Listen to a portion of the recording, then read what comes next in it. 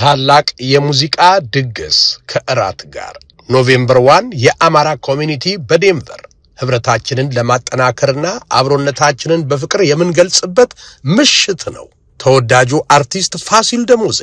እና ኮሜዲያንና ድምጻዊ ታሪኩ ሰማንያ የፕሮግራሙ ድምቀቶች ናቸው። አዘጋጅ የአማራ ማህበር ዴንቨር ኮሎራዶ። ቦታው 350 ሳውዝ ዳሊያ ስትሪት ዴንቨር ኮሎራዶ 80246 ጂውሽ ኮሚኒቲ ሴንተር ኖቬምበር 1 ከ4 PM ጀምሮ የማይቀርበት የፍቅር ምሽት።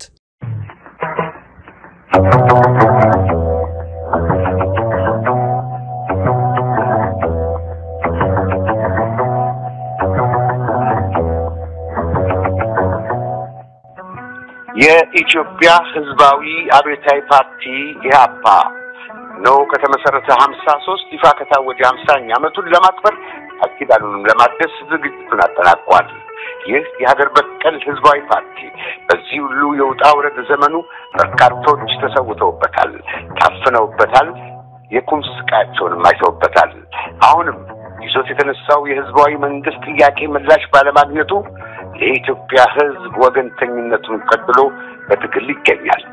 ስለዚህ ነው ህልውናውን በመጠበቁ ኢትዮጵያኖች ተሰባስበን በኖቬምበር 15 2025 በኢትዮጵያ አቆጣጠር ህዳር 6 ቀን 2018 ለተቀዳሚ እናክብር ይላል። በዘረኛ አምባገነን አገዛዝ ፍዳውን ለሚበላው ለኢትዮጵያ ህዝብ ለነጻነት ዋጋ ለሚከፍለው አለን ለማለት እንሰባሰብ። አስታውሱ ህዳር 6 ቀን በኢትዮጵያ አቆጣጠር እንደ አሜሪካ አቆጣጠር ኖቬምበር 15 2025 አድራሻ 721 ስላይጎ አቬኑ ሲልቨር ስፕሪንግ 20910 ሰዓት 6 PM መግቢያ በነፃ። የበዓሉ አዘጋጅ ኮሚቴ።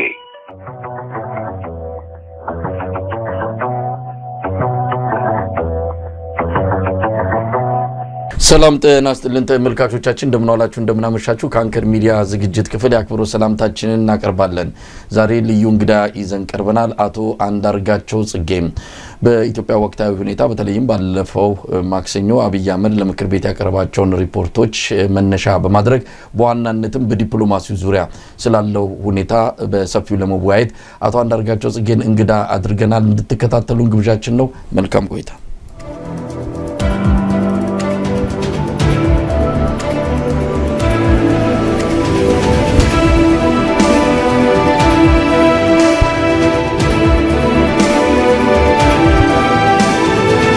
ተነስተልን አቶ አንዳርጋቸው። ተነስተልኝ መሳይ እንዴት አለ? በርግጥ ኢትዮጵያ ውስጥ የሆነች ነገር በተከሰተ ቁጥር የሆነ ኮሽ ባለ ቁጥር አንተን እየጠሩ አስተያየት ስጥ ማለት በርግጥ ተገቢ አይደለም፣ እንደዛም እንደማይሆን እናውቃለን። ነገር ግን ዛሬ ጋበስኩ በተለይ ባለፈው ማክሰኞ አብይ አህመድ በፓርላማ የነበረው ቆይታ አነጋጋሪ ነው።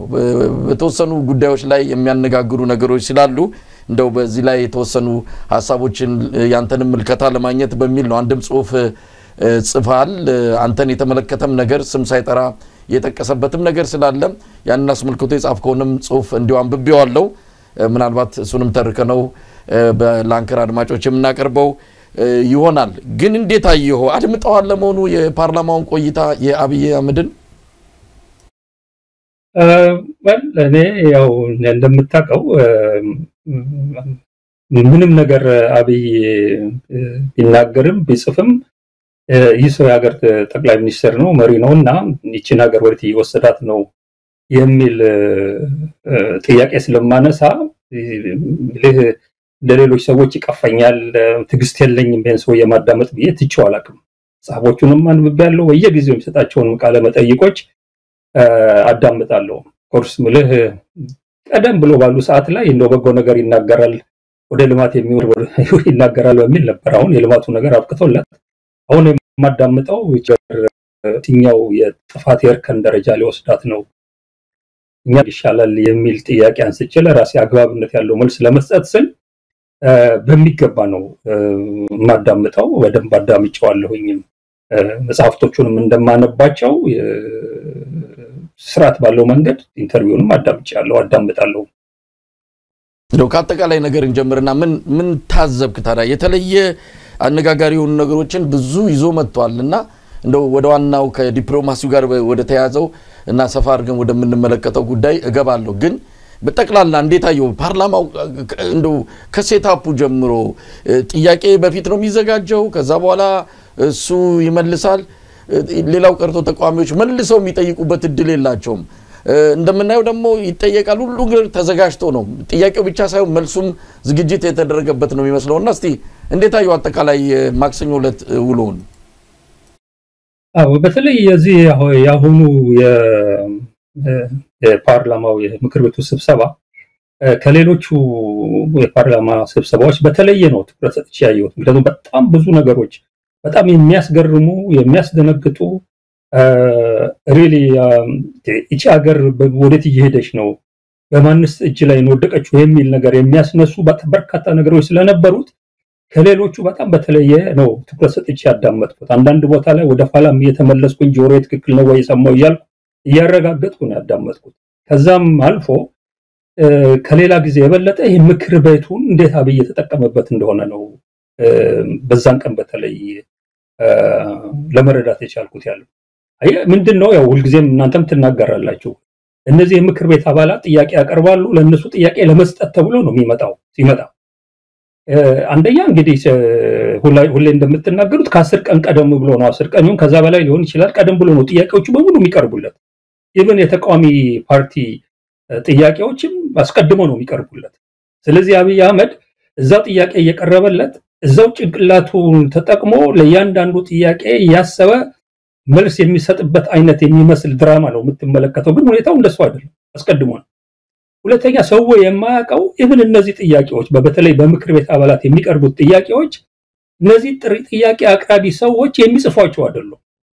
የነዚህ የሚጻፉት በጠቅላይ ሚኒስትር ቢሮና በብልጽግና ፓርቲ ጽፈት ቤት ነው የሚጻፉት ያለው ከተጻፉ በኋላ በሰዎች ይመረጣሉ እነዚህን ጥያቄዎች በፓርላማ ራሳቸው አስቀድሞ የላኳቸው ጥያቄዎች አስመስለው እንዲያቀርቧቸው ነው የሚደረገው አንድ ሰው ብሎ ተነስቶ የፈለገውን ጥያቄ ለጠቅላይ ሚኒስትሩ በተለይ የፒፒ አባል የሆነ ሰው አይጽፍም በፓርቲ አሰራርም በተለይ እንደኛ አይነትማ ወደ ኋላ የቀረ አገር ውስጥ የፓርቲ አሰራር አይፈቅድም እዚህ እንኳን እንግሊዝ ሀገር እንኳን ባሉ ፓርቲዎች ውስጥ ይሄ በፓርላማ ስብሰባ ላይ የአንድ ፓርቲ አባላት የሚወጡትን ድምጽ የሚያቀርቡትን አስተያየት በከፍተኛ ደረጃ የሚቆጣጠር የፓርቲ ዊፕ ቺፍ ዊፕ የሚባል ሰው አለ ዊፕ ማለት አልንጋ ማለት ነው የፓርቲ አባላትን ኦልሞስት እየገረፈ በስበር የሚያስይዝ ማለት ነው እንግዲህ አስበው ኢትዮጵያን በመሰለ ሀገር የዚህ ዲሞክራሲ መጠየቅ የመብት ባህል በሌለበት ሀገር ላይ ፒፒ ፓርቲ አባላቱን ምን ሊያረጋቸው እንደሚችል ስለዚህ ይጽፍና ጥያቄ ለሚያቀርቡት ሰዎች ይበትናቸዋል እና ሰዎቹ ጥያቄ የሚቀርብበት ቀን አንዳንዴ አይተው ከሆነ የገዛ ጥያቄያቸው እንኳን በስነ ስርዓት ማንበብ በማይችሉበት መንገድ እየተደነበሩ ነው የሚያቀርቡትና ይበትናቸዋል ያንን ጥያቄ ነው የሚያቀርቡትና ፈጽሞ ጥያቄ ራሳቸው አቅራቢዎች አይደሉም ማለት ነው ያ ተረትና ምሳሌው መደዳውን አብይ ሲናገር በዚህኛው ስብሰባ በተለይ የተረትና ምሳሌው ብዛት አያድርስ ነው እነዚህ በሙሉ መቼ መሰል ያለው ከቀናት በፊት ተቀምመው ያለቁ ተረትና ምሳሌዎች ናቸው ከነ ዳንኤል ክብረት ጋር ተቀምጦ ምን አይነት ተረትና ምሳሌዎች እንጠቀም ምን አይነት አጀንዳዎችን ነው በዚህ ስብሰባዎች ላይ አምፕሊፋይ ማድረግ ያለብን ጎልቶ እንዲወጡ ማድረግ ያለብን አጋጣሚው ለምን እንጠቀምበት የሰዎቹ ጥያቄ ለመመለስ አይደለም የሚመጣው አይተው ከሆነ ከቀረቡት ጥያቄዎች መካከል 90% እንኳን አልተመለሱ የመጀመሪያው መልሱ ሲመጣ ከተመለከቱ 35 ደቂቃ የፈጀው ጥያቄዎችን ከመመለስ በፊት ሀገራዊ ስለሆነው የኢኮኖሚ ሪፎርም እና ውጤቱ ልንገራችሁ ብሎ ነው 35 ደቂቃ ሙሉ ያወራው ከዛ በኋላ ወደ ጥያቄ መልስ ገባው ብሎ እንደገና ከጥያቄ ጋር ያልተያያዘ ነገር ነው የመለሰው ወደ ፖለቲካ ጉዳይም ሲሄድ ጥያቄ የመለሰ በሚመስል መልኩ ባሽሙር ለዶክተር ደሳለኝን ከተናገረው ነገር በስተቀር መድረኩን የተጠቀመበት የፈለገውን ነገር የጦርነት አዋጅ በኤርትራ ላይ ለማወጅ ስለ ጉልበቱ ስለ ኃያልነቱ ለመናገር በአገር ውስጥ የገጠሙትን ተቃዋሚዎችና ነገር ተራሽፍቶች ናቸው በየወረዳው 3 እና 2 ናቸው አገሪቷ ሰላም ናት ለማለት ለመሳሰለው ነገር ነው የተጠቀመበት ስለዚህ ይሄ የፓርላማ ሴቲንግ በጣም የሚገርም እንደፈለገው አብይ የሚጠቀምበት የፈለገውን መልእክት ለማስተላለፍ እንጂ የፓርላማ አባላትን ጥያቄ ለመመለስ እንደማይመጣበት ነው በደንብ ያስረዳኝ ማለት ነው። ምናልባት አንደርጋችሁ ከኢህአዴግ ዘመን የተለየ ፓርላማ አካሄድ ነበረው ማለት አንችልም። ተመሳሳይ ነው፣ ከኢህአዴግ የወረሱት ነው። በመለስ ዜናዊም ጊዜ እንደዚሁ አይነት ነው። ግን መለስ ዜናዊ በተወሰነ ደረጃ የተወሰኑ ተቃዋሚዎችም ስላሉ ልደቱም መረራ ጉዲናም ስማቸውን በብዛት መዘርዘር ይቻላል እና ትንሽ የፓርላማ መልክ ነበረው። አሁን ግን ከዶክተር ደሳለኝ ውጪ አንዳንድ አልፎ ሌሎች አሉ። በተረፈ በድን የሆነ ለአብይ አህመድ ምስጋናና ሞድስ ለማቅረብ የሚሽቀዳደሙ የምክር ቤት አባላትን ያየ ነው። አንዳንዱ እንደውም ከሱ በላይ አብይ አህመድን እንደው ክንፍ የሌለው መልአክና እንደው ጋማ የለውም እንጂ አንበሳ ነው ማለት እስኪቀራቸው ድረስ ቃላት እስኪያጥራቸው ሲያመሰግኑት ነው ያየ ነው። ምናልባት እስከምን የመነጨ ከግለሰቡ የግል ባህሪ የመነጨ ነው ወይስ ምን ብለን ልንወስደው እንችላለን? በኢህአዴግ ጊዜ ቀደም ብሎ በተለይ መለስ በነበረበት ሰዓት ላይ የተወሰኑ ተቃዋሚዎች ስለነበሩ የረሳቸውና አቶ ቡልቻ ደመቅሳ አይነት ሰዎች የነበሩበት ነው እና እነሱ ድል ሲሰጣቸው ስርዓት ያለው ጥያቄ ያቀርባሉ። በተለይ መለስ በነበረበት ሰዓት ላይ አልፎ ልክ አብይ እንደሚናገረው አይነት ተቃዋሚዎችን ባሽሙርና በንቀት የሚናገርበት ሁኔታ ቢኖርም አሁን አብይ እንደሚያደርገው ሳይሆን በአክብሮት መልስ ይመልስላቸው ነበር፣ በስነ ስርዓት ይመልስላቸው ነበር። አሁን አንደኛ ቁጥራቸው ቀንሷል፣ የሉም። ኦልሞስት 1 እና 2 ሰዎች ናቸው ከተቃዋሚ ያሉት። የኢህአዴግን ፓርላማ 100% ያሸነፉበት ጊዜ ላይ ቀልድ ነው የነበረው። ብሎ በኢህአዴግ በመለስ ጊዜ ነበር ነው እንጂ በኃይለ ማርያም ደሳለኝ ጊዜ እኮ አንድ ጊዜ አንድ ተቃዋሚ ነው የገባበት። ቀጥሎ ደግሞ በመጣው ምርጫ ምንም ተቃዋሚ አላሸነፈም ተብሎ 100% ያሸነፉበት ነው እና ያ ፓርላማ ተመሳሳይነት ያለው ባህሪ አሁን እንደምናየው አይነት እንደሚሆን ምንም ጥያቄ የለውም። ነገር ግን ያሁኑ ግን በጣም የሚገርመው የምን ያሉትንም 1 እና 2 ተቃዋሚዎችም የሚያቀርቡትን ጥያቄዎች ላለመስማት በፊት ለፊት ቴሌቪዥን የተቀረጸ ፊቱን ኦልሞስት ጀርባውን መስጠት ነው የቀረው። በፊቱ ላይ የምትመለከተው ቁጣ ከዛ በኋላ ደግሞ በሚመልስበት ሰዓት ላይ የሚናገርበትን ቋንቋ ስትመለከት ምን አይነት ፍጥረት ነው የምትላለው። በጣም የፖለቲካ ሰው ስትሆን እሱ ቦታ በሆነ ኖሮ ዶክተር ደሳለኝ ለሚያቀርበው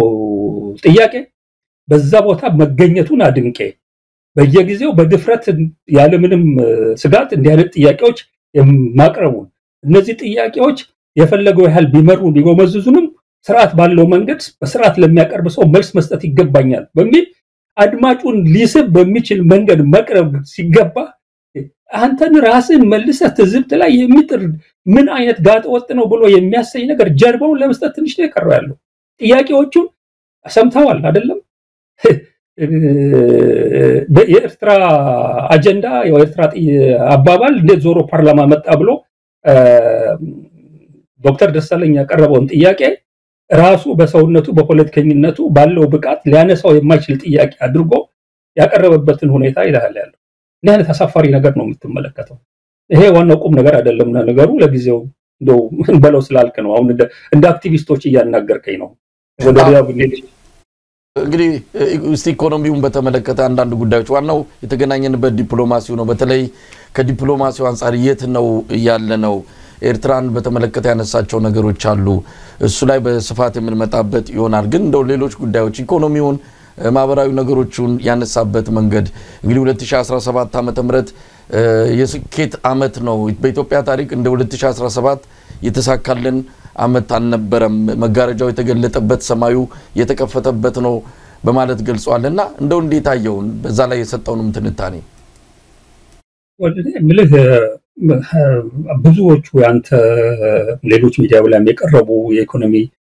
ባለሙያዎች ይህን ጉዳይ በተመለከተ ብዙ ነገሮች ብለዋል። ያለው ሰማይ ተከፈተና እዛ ውስጥ አሁን እንዴት አድርገን ተመልሰን መግባትኛ አንችልም። የስኬት ዘመን ነው የተጀመሩ ያለቁበት ነው አለ። እኔ ከስከማቀው ድረስ ከህዳሴ ግድብ ማለቅ በስተቀር ሌላ ያለቀ ነገር የለም። ስለዚህ የቶቹ ሌሎች ፕሮጀክቶች እንዳለቁ በተለይ ለሀገር ርባና እና ጥቅም ያላቸው ፕሮጀክቶች እንዳለቁ አልገባኝም ያለው። ይሄ የኮሪደር ልማቱ ከሆነ እሱን ለሀገርና ለህዝብ መሰረታዊ የሆነ የኢኮኖሚና የማህበራዊ ለውጥ ማምጣት የሚያስችል ፕሮጀክት ነው ብዬ ግምት ውስጥ የማስገባው ነገር አይደለም። ወይ ደግሞ በየቦታው የጀመራቸው የሪዞርት ግንባታዎች ከሆኑ እነሱም የሚመለከቱን አይደለም። ስለዚህ ስለምን እንደሚያወራ ሊገባኝ አልቻለም። ኢኮኖሚውን በተመለከተ ደጋግማችሁ እናንተ ያነሳችሁት አፍንጫ ያለው ሰው አሽቶ መለካት ይችላል እድገቱን ብለዋል ያለው እንደዚህ አይነቱ ነገር ላይ ምን ሐሳብ መስጠት አልፈልግም ያለው ኢኮኖሚው በሽቶ መልኩ የሚሸተት ነገር አድርጎ ያቀረበውን ሌሎች ነገሮች ብለዋል ያለው በተለይ ኢኮኖሚው ትልቅ ደረጃ ላይ ደርሷል ብሎ በመግለጫ መልኩ ያቀረባቸው ለምሳሌ ደብረዘይት የሚሰራውን ኤርፖርት በተመለከተ ምን ያህል ወጪ እንደሚጠይቅ ምን ያህል ጥቅም እንዳለው የተናገረው ነገር አለ። እሱም በተወሰነ ነገር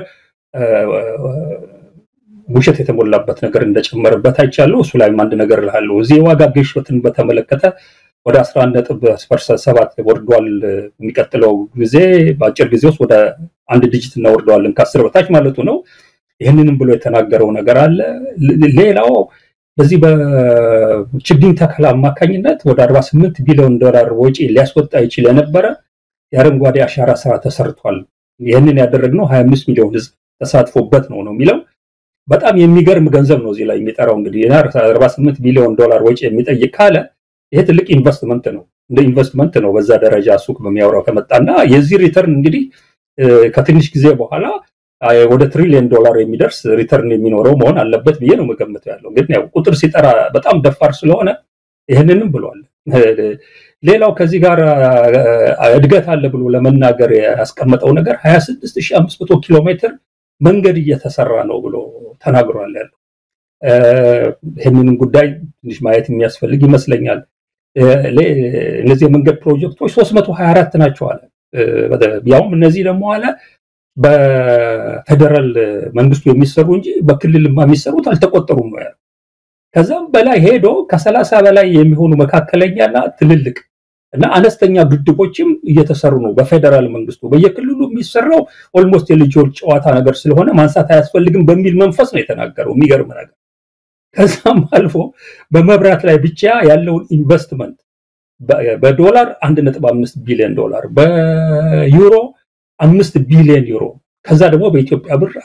110 ቢሊዮን ኢትዮጵያ ብር ኢንቨስት እየተደረገ ያለ ነገር እንዳለ ነው እንግዲህ የተናገረው። እና በአጠቃላይ ሳይው ከኢኮኖሚ ጋር የተናገረው ነገር ኢኮኖሚው እየደቀቀ ባለበት ሁኔታ የሚያዳምጠውን በቴሌቪዥን የሚያዳምጠውን ህዝብ ያ ህዝብ ይሄንን የሱን የተጋነኑ ቁጥሮች ሰምቶ ዋው ኢኮኖሚው ያደገ ነው ማለቱን መቼም እኔ ምንም አይነት መንገድ ማምነው ጉዳይ አይደለም የሆነው። ደጋግማችሁ እናንተ እንደምትሉትም ሰው በኑሮ ኢኮኖሚው ስለሚለካው የት ለማን እንደሚናገር አይገባኝም። ግን ሞስትሊ ይመስለኛል ለፓርቲው ደጋፊዎች አባላት እና በተለይ ደግሞ በሌላ ደግሞ በዚህ በውጭ ሀገር ያሰማራቸው የዲጂታል ሰራዊት ሰዎች የሚጠቀሙበትን ነገር ለመስጠት ብሎ የሚናገረው ነገር ነው ይመስለኝ። ነገር ግን ኢኮኖሚውን በተመለከተ ከተናገራቸው መካከል ጥቂቶቹን ውሸት መሆናቸውን ማሳየት ቢቻል የተናገረው ነገር በሙሉ ውሸት ነው ወደሚል መደምደሚያ መሄድ ይቻላል። በፍርድ ቤት ክርክር አይተው ከሆነ ብዙ መረጃዎች አምጥተህ ካመጣቸው መረጃዎች አንድና ሁለቱ ውሸት መሆናቸው ከተረጋገጠ ትልቅ ጥፋት ያለበትም እንኳን የተከሰሰ ወንጀለኛ ፍርድ ቤት ነፃ ነው የሚለቀው። ስለዚህ ታማኝነት የለውም የምታቀርበው ነገር ማለት ነው። አሁን ምን አለ መሰለህ እዚህ ቦታ ላይ የእናንተ ሰዎች ያላነሱ ደብረዘይት የሚሰራው አይሮፕላን ጣቢያ በዋነኛነት የሚጠቅመን የኢትዮጵያን ኤርላይንስ ወደ አሜሪካን በሚበርበት ሰዓት ላይ መሀከል ላይ ያረፈ ነዳጅ እንዳይሞላ የሚያደርገው ስለሆነ ነው ማለት። በጣም የሚገርም ነው። ከአዲስ አበባ ከቦሌ ወደ ደብረዘይት በመንቀሳቀስ በቀጥታ ወደ አሜሪካ መብረር የሚችልበትን እድል ይሰጣል ነው የሚለው። ይሄ ትልቁ ችግር ከብዙ አፍሪካ ሀገሮች በተለይ ወደ ምስራቅ ያሉ አፍሪካ ሀገሮች ላይ ወደ አሜሪካ በቀጥታ በመብረር ያርተት የማይቻልበት ምክንያት አሁን እሱ በሚለው መንገድ እንዲህ በቀላሉ የሚቃለል ችግር አይደለም። ከምስራቅ ወደ ምዕራብ አፍሪካ ወደ አሜሪካ በምትበርበት ሰዓት ላይ ከፊት ለፊትህ እስከ 200 ኪሎ ሜትር በሰዓት የሚሄድ በተለይ 10 ኪሎ ሜትር ከፍታ ላይ መብረር ስትጀምር ማለት ነው የሚመጣ ከባድ ንፋስ አለ። ያ ንፋስ ወደ ኋላ እየገፋ ነው የምትበረው። በዛ የተነሳ ከፍተኛ ኤነርጂ ስለምትጠቀም በጣም ከፍተኛ የሆነ የነዳጅ ክምችት መሸከም መቻል አለበት ያለው እና ያን አይነት ነዳጅ ክምችት ተሸክመ መሄድ ስለማትችል አይሮፕላኑ ከተሸከመው ሰው ካርጎ እና ነዳጅ ጋር ተደምሮ ያን መሸከም ስለማይችል ሪፊውል ማድረግ አለበት ሌላ ቦታ ላይ ይሄው አይሮፕላን ገና አሜሪካን ሀገር አርፎ ተመልሶ ወደ ኢትዮጵያ ወደ አፍሪካ በሚመጣበት ሰዓት ላይ ከጀርባው የሚገፋው 200 ኪሎ ሜትር ድረስ የሚደርስ ጄት ስትሪም አለ ያ ፍጥነት ስለሚጨምርለት ነዳጅ ስለሚቀልስለት መንገድ ላይ ሳይር በቀጥታ ኢትዮጵያ ይመጣል ያለው አሁን አይሮፕላን ጣቢያው የማን ነው የሚሰራው ኤርፖርት ይሄንን ማድረግ ይችላል ይሄውን ውሸት ነው አኒ ጠፍቶት አይደለም ነገር ግን ለምን ደብረ ዘይት ይሰራል የሚል ጥያቄ ከተነሳ እንዲህ አይነት ምክንያት ልስጥ ብሎ አስልቶ የመጣው ነው ግን አይን ያወጣ ውሸት ነው ይሄንን ከተመለከተ ሌሎች አረንጓዴ አሻራ ጋር የተሳሰረውን ነገር ከተመለከተ ሪሊ 48 ቢሊዮን ዶላር ይሄ እኮ ያወራ ያለው አሁን ትልቅ ነገር አድርጎ ያቀረበ ካለው ወደፊት ይመጣል ከሚለው የ30 ቢሊዮን ዶላር ኢንቨስትመንት ጋር የኒውክሌር ኤነርጂውን የጋዙን መዳበሪያ ፋብሪካውን ምናምኑን ጨምሮ ከሚለው ነገር በላይ የሆነ ነገር ሰርተናል ነው የሚለው እኔ ቀደም እንደነገርኩ 48 ቢሊዮን ዶላር መሬት ላይ ዛፍ በመትከል ፍራፍሬዎችን ሌሎችን የመሳሰሉ የፍራፍሬ ዛፎችን ተክለ ያንን ያህል ኢንቨስትመንት በዋጋ ደረጃ ካመጣ ቀላል ያልሆነ የሪተርን ሪፕ ማድረግ የምትችልበት ኢንቨስትመንት አካሄዳል ማለት ነው ስለዚህ የፍራፍሬ ዛፎች ፍራፍሬ ያፈራሉ ዛፉም ቢሆን ዛፎች በብዙ ሀገሮች ላይ በጣም ትልቅ ደን ያላቸው ሀገሮች ዛፎቻቸውን እየቆረጡ በቦታው እየተኩ ከፍተኛ የሆነ ገንዘብ የሚያገኙበት የገንዘብ ምንጭ ነው ይሄንን አይነት ኢንቨስትመንት በእንዲህ አይነት መንገድ ላይ እንዳዋለ ከተናገረ አጭር ጊዜ ውስጥ እኮ አሁን ከጀመረበት ጊዜ የደረሱ ብዙ ነገሮች መኖር አለባቸው እና ሪተርናቸው በደንብ መታየት ይኖርበታል ግን ይሄንንም አጋን ነው ቅድም ላልኩ ዓላማ ያቀረበው ያለው ነገር እንደሆነ ብቻ ነው እኔ አድርጌ የተመለከትኩት ያለው ተመሳሳይ የሆኑ አሁን ከመብራት ጋራ ያቀረበውን ሁሉ ነገር ደምሬ 7 ቢሊዮን ዶላር ነው just መብራትን ብቻ በተመለከተ ኢንቨስት እያደረግን ነው ያለው ይሄንንም ለማመን የሚከብድ ነገር ነው ሀገሪቷ ውስጥ የመብራት ስርጭት በተመለከተ ግማሹ የሀገሪቷ ህዝብ መብራት የማይደርሰው በሆነበት ሰዓት ላይ ኢቭን ከህዳሴ ግድብ ያመረተ ያለው መብራት ማስተላለፍ የሚችልበት ካፓሲቲ ስለሌለው ወደ ውጪ ሸጦ እየተረፈው ባለበት ሰዓት ላይ እንዲህ አይነት ኢንቨስትመንት መጥቷልና ጨለማ ውስጥ ያላችሁ ወይ መብራታችሁ የሚቆራረጥ ሰዎች የጊዜ ጉዳይ ካልሆነ በስተቀር በቃ መብራት በመብራት ልትሆኑ ነው የሚል ፕሮፓጋንዳ ለመንፊያ እየተጠቀመበት እንደሆነ ይሄ መንገድ ያለውን ነገር ብቻ ብትወስድ የ6500 ኪሎ ሜትር በፌደራል መንግስቱ ብቻ የሚሰራ መንገድ ያለው እንግዲህ በጣም በቀላሉ መንገዶች እንዴት እንደሚሰሩ 1 ኪሎ ሜትር ርዝመት ያለው 4 ሜትር ስፋት ያለው መንገድ እንደዙም ብሎ በተራ ምንድነው ኢትዮጵያ የሚሉት ያለው ሽሮ ፈሰስ በሚባል የአስፋልት አሰራር ይሰራ ቢባል $100,000 ነው የሚያወጣው በጣም ውድ የሆነው እስከ 70,000 እስከ $700,000 ድረስ ያወጣል 1 ኪሎ ሜትር መንገድ በ4 ሜትር ስፋት ይሄንን የሚያወራውን ነገር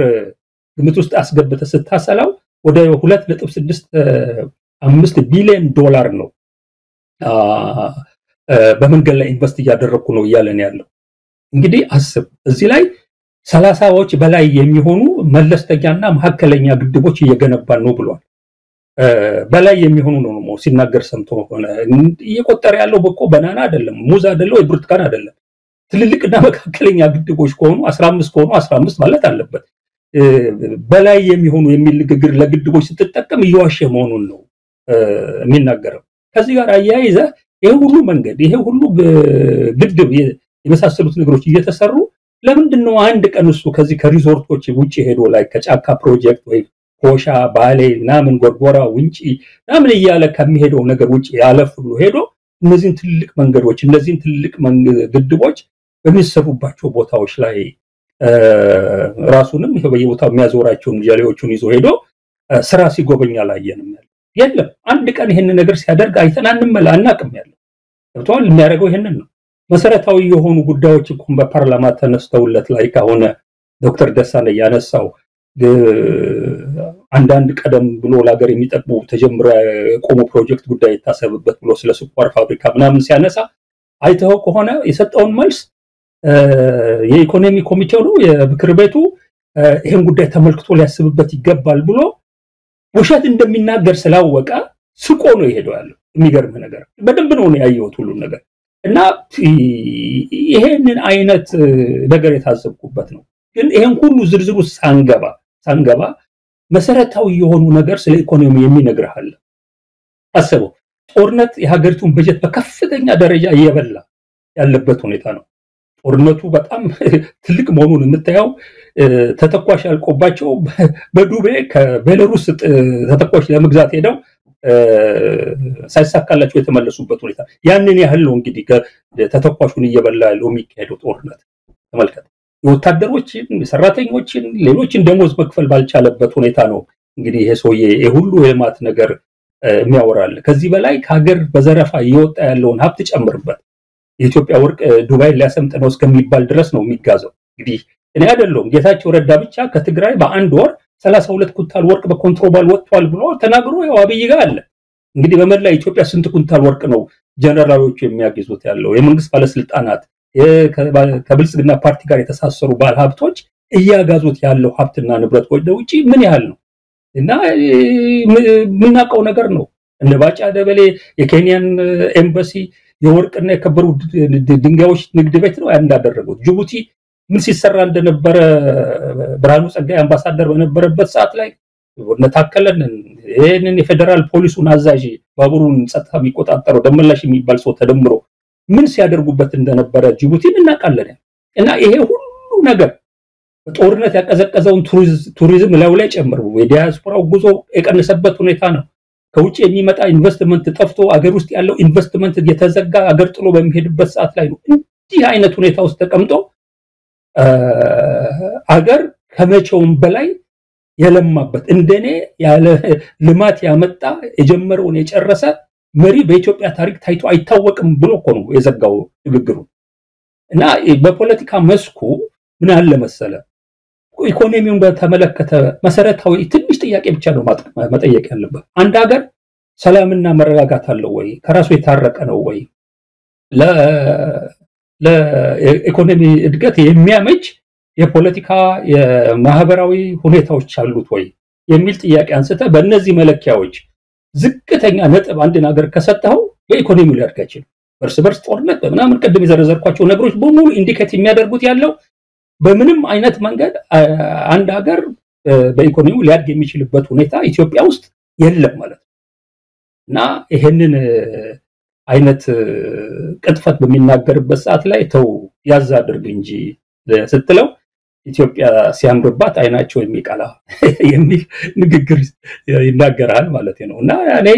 በዚህ መልኩ ነው ኢኮኖሚውን ያየሁት አንዳርጋቸው ሌላው ምናልባት በቀጥታ አንተንም በስም መጥራት አልፈለገም ግን ከጉልበት መዛል ጋር ያነሳው ነገር አለ ምርጫ ያው እዚህ ሲገቡ አስገባናቸው አለ እሱ ራሱ አንዳርጋቸው ወደ ኋላ ተኪዶ ብዙ ነገር መባል ያለበት ይመስለኛል የለውጡ ጊዜም አብይ አህመድ በሱ ችሮታ በሱ መልካም ፍቃድ ያ ሁሉ ነገር እንደሆነ አድርጎ ከዛ በኋላ ምንድነው አርጅተው ልብ የገዙ ቀርተዋል ግን ልብ ያልገዙ ደግሞ ወጣው አሁንም እየተላላኩ በመቃወም ሱሳቸው ውስጥ ነው ያሉት የሚል ነው ሆነም ቀረም አንተን ሊሆን እንደሚችል ብዙዎች ግምታቸውን ሰጥተዋል የሱ አክቲቪስቶች ደግሞ በስም ሁሉ ጠቅሶ ፎቶግራፍ ያደረጉ ያንተን አንዳርጋቸውን ያለው ብለው ትንታኔ ሲሰጡም አይተናል በዚህ ዙሪያ የተወሰነ ጽሁፍ ጽፋል እንደው ጽሁፍንም በተመለከተ የሆነ ነገር ብትለን ጥሩ ነው ጉልበት መዛልን በተመለከተ ስላነሳው የአብይ አህመድ የለቱ ዲስኩር ምን ማለት ይቻላል ለዚህ ላይ ብዙ ማለት አያስፈልግም አንድ ትልቅ ችግር አብይ አህመድ የገጠመው ነገር ከጥቂት ሰዎች ጋር የተያዘ ከነ ታየ ደንዳ አይነት ሰዎች ጋር የተያዘ ከነ ክርስቲያን ታደለ አይነት ሰዎች ጋር የተያዘ ነገሮች አሉ ሌሎችም አሉ እነ ዮሐንስ ቦያለውን ከነ መስከረም ጋር የተያዘ ሌሎች ምንድነው አብይ ያየ መሰረታዊ የሆነ የፖለቲካ ፍልስፍናው በዛች በርካብና መንበር ላይ ያስቀመጣት ነገር ማንንም ሰው ኤክሰፕሽን የሚባል ነገር የለውም ማንንም ሰው ሁሉም ሰው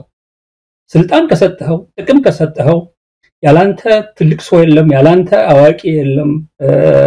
አንቱ ብለ ካልከው ለነዚህ የገንዘብ የስልጣንና ኢጎን ቡስ ለሚያደርጉ ማሳጅ ለሚያደርጉ ንግግርህ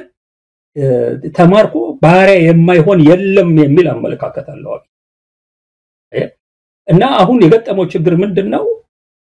አልፎ አልፎ ይሄ ካስቀመጠው ዩኒቨርሳል ቲዮሪ ነው ብሎ እንደ ፖለቲካ ፍልስፍና ካስቀመጠው ነገር ውጪ ያፈነገጠ አቋም የሚወስዱትን ሰዎች ሊረዳቸው አልቻለም በሱ ግምት አንተ ስላረጀ ጉልበትህ ስለዛለ ሱባስቀመጠው ሁሉን ነገር ጥቅምና ሌላ ነገር ይገዛዋል ባለው ፍልስፍና መሰረት ላይ ደግሞ እሱ ሲጨመርበት ያቀመላ መዛል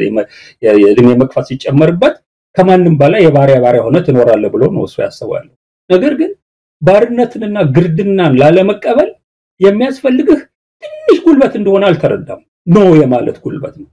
በምርጫ ካልሆነ በስተቀር ነብርሃኑ ነጋ እነ ቀጀላ ፈርድ ሐሳብ የጊዜው ያነሳ የሚቀልድባቸው እና አረጋዊ በርሄን ይው ጉልበታቸው መዛሉን አውቀው የሚሰጣቸውን ፍርፋሪና ስልጣን ተቀብለው እየኖሩ ነው እኮ ነው ያለው እዛ ቦታ ላይ ኢንዳይሬክትሊ ሰምተው ሆነ እነሱ በምርጫቸው ለማድረግ ወስነው ያደረጉት ነገር ካልሆነ በስተቀር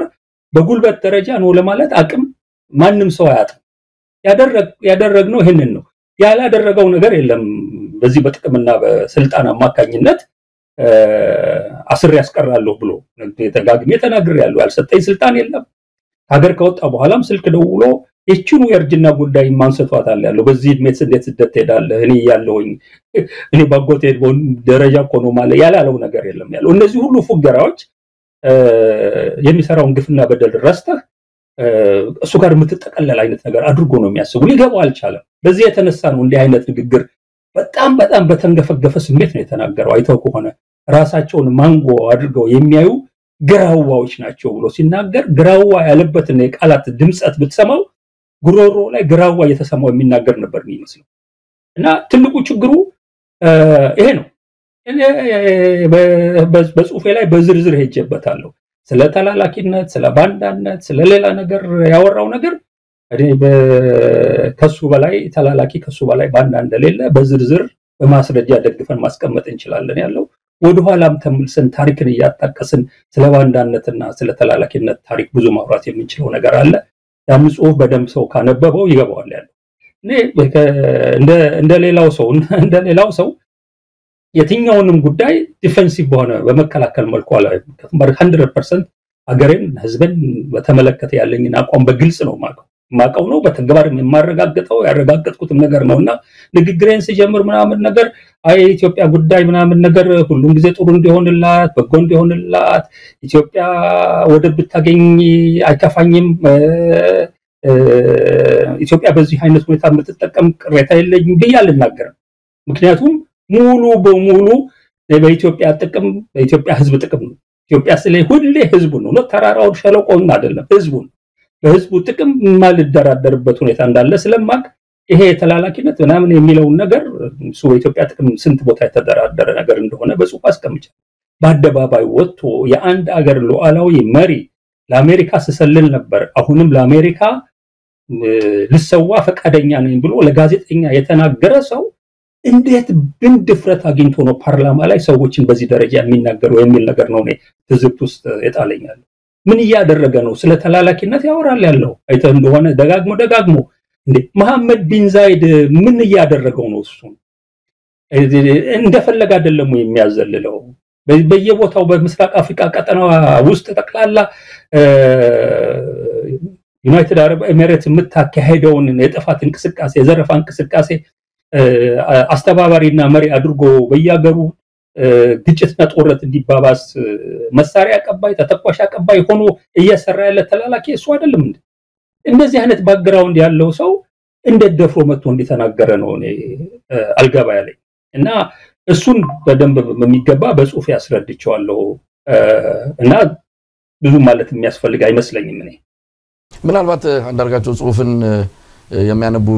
ይኖራሉ ድሉን ያላገኙ ካለም እኛም በትረካ ያው የምናቀርበው ይሆናል ግን እዛ ላይ ያቀረብኩ አንድ ቪዲዮ አለ ያ ቪዲዮ ደግሞ ከተፈታ ምናልባትም ቀናት በኋላ ይሆናል የእስር ቤት ገጽታም ነው የሚታየው ግን በእንደዛ አይነት ስሜት ውስጥ ወጥተ ያን አደረኩ ብሎ ሱም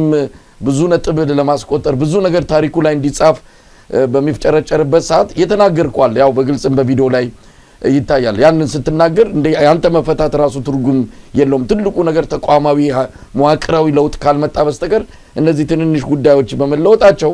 ተለወጠ ብለን እንትን ምንለው ምንወስደው አይደለም ብለ በዛን ጊዜ ነው የተናገርከው ነው እንዴት በዚህ ሊፈርጅ ይችላል በጥቅም በማጎንበስ የሆነ ነገራት አሁን የሱ ደጋፊዎችና በየቦታው ያንተን ስም ሳያኝኩ መዋል የማይችሉ አንዳንዶችን ያያየን ነው እንጀራቸው አድርገውታል እንደ ስክሪን ሴቨር ከጀርባ ያንተ ፎቶግራፍ ከሌለም የተናገሩ ማይመስላቸው ብዙ የአብይ አህመድ ዲጂታል ሰራዊት አባላት አሉና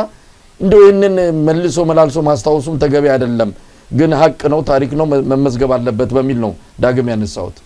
አዎ አይ ምንም እኮ ጥያቄ የለውም እኔ በጽሁፉ ላይ ለመግለጽ እንደሞከርኩት ወጥቼ ከስር ቤት እሱን አግኝቼው ከሰዓት በኋላ ነው ለአጃንስ ፍራንስ ፕሬስ እና ለቻይናው ቴሌቪዥን ሲጂቲኤን ኢንተርቪው የሰጠሁት እዛ የሰጠሁት ኢንተርቪው ላይ በግልጽ የተናገርኩት ነገር ነው ለቃሌ ታማኝ መሆኔን ነው አሁን በተግባር ያደረገ ያን ያልኩት ምንድነው የመቃወም ሱስ የለብንም ነው ያልኩት የምንቃወመው ነገር ሲኖር ብቻ ነው ከዛ ውጪ አንድ መንግስት ጥሩ ስራዎች በጎ ስራዎች ከሰራ የማናመሰግንበት የማናደንቅበት ምንም ምክንያት አይኖርም ነገር ግን በኢትዮጵያ ከጠቅላይ ሚኒስትሩ ወርቃማ ንግግር በላይ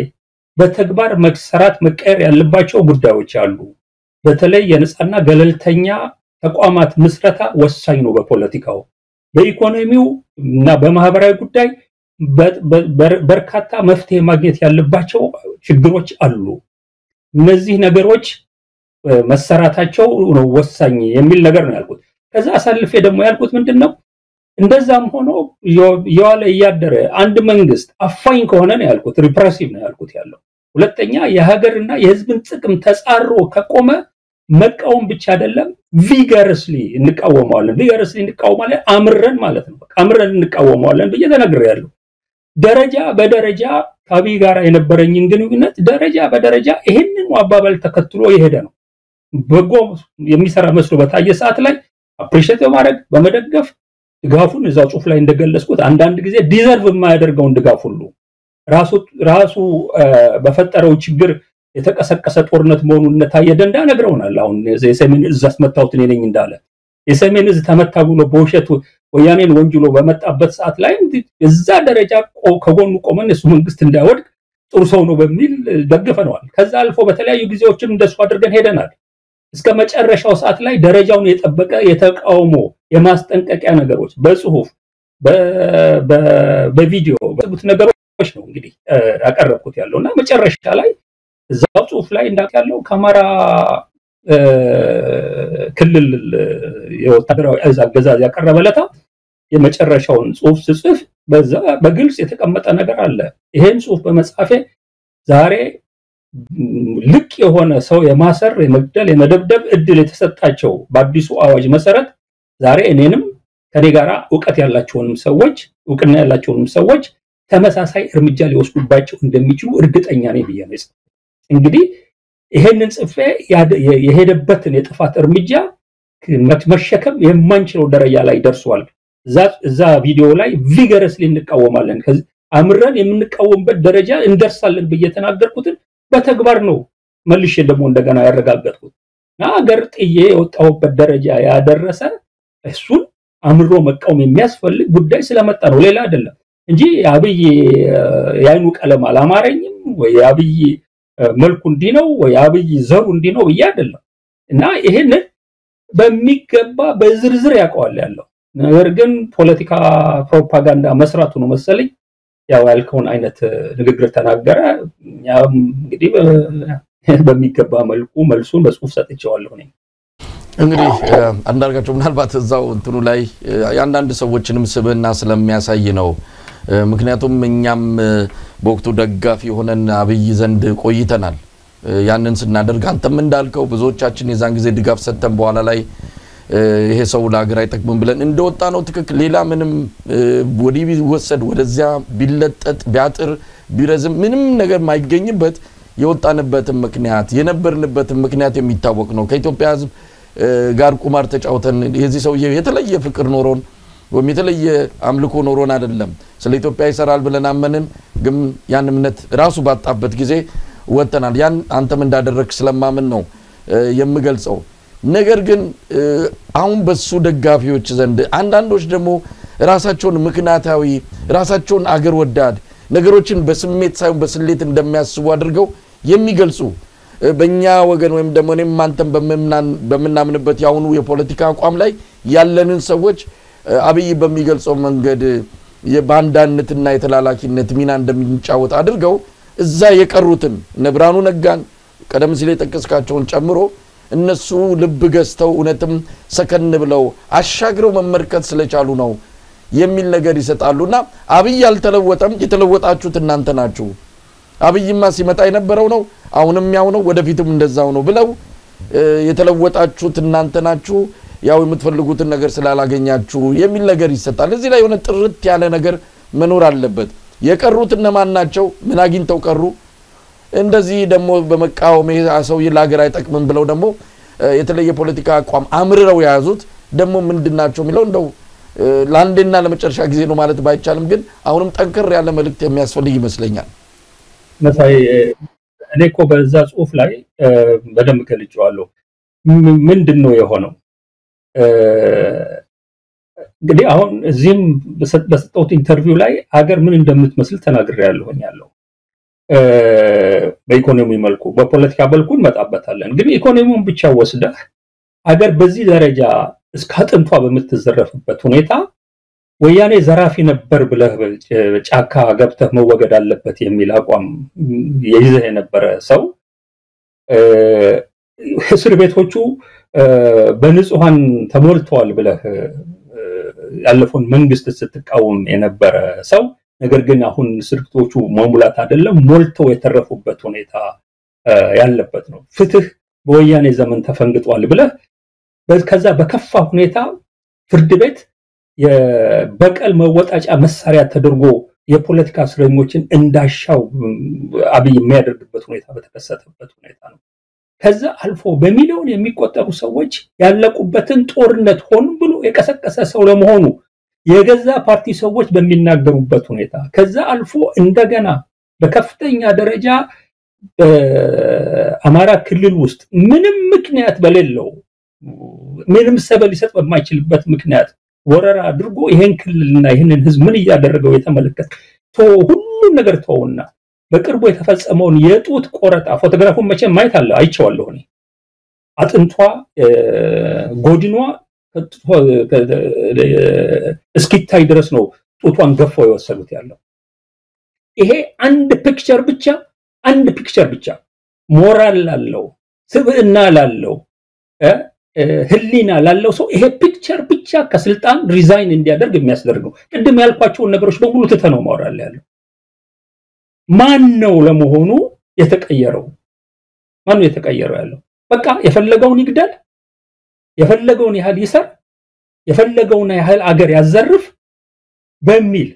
በቃ ያገኙት ይበቃኛል ብለው የሰጣቸውን ስልጣንና ጥቅምና ፍርፋሪ እየለቀሙ ለመኖር የቆረጡት እነዚህ አይደሉም ወይ ሌላ ምን ማስረጃ ነው ማቅረብ የምትችለው በየትኛውም አገር ላይ አንድ ጤነኛ የሆነ የፖለቲካ ስብዕና ያለው ሰው ኢትዮጵያ ውስጥ እየተካሄዱ ካሉት መንግስታዊ ወንጀሎች 100ኛውን አይደለም 1000ኛዋ ስትከሰት ከመንግስት ጋር ያለው ግንኙነቱ ማቆም መቻል አለበት ያለው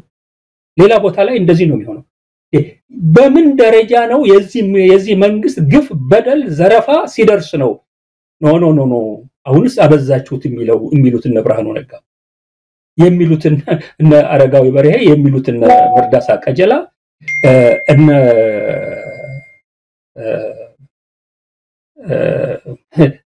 የማነው የፍልስፍና አስተማሪው በየጊዜው እየመጣ ቤተ መንግስት እንትን የሚያደርገው በዛ ደረጃ ፍልስፍና መቼ ነው እነ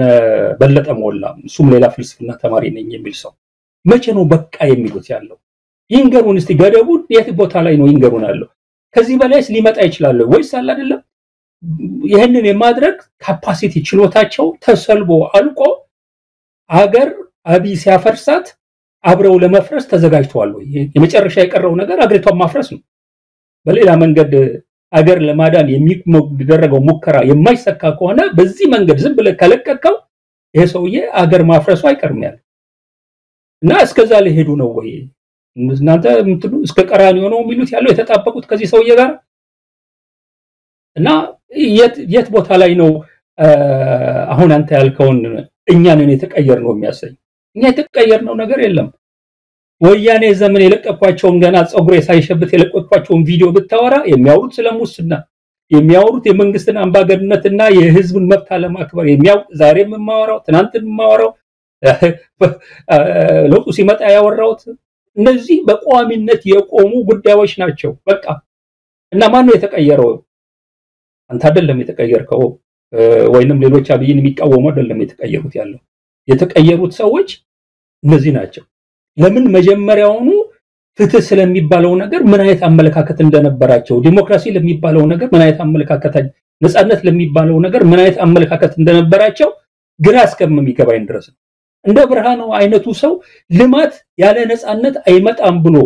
በከፍተኛ ደረጃ ወገብተ ጉግል ላይ ሁሌ ብርሃኑ ነጋ ለብጽፍ የሚወጣው አርቲክል ይሄ ነው ኮምፕሮማይዝ ማድረግ ነጻነትን ለልማት ብለህ ኮምፕሮማይዝ ማድረግ ነጻነትንም ልማትንም የሚያሳጣ ነው የሚል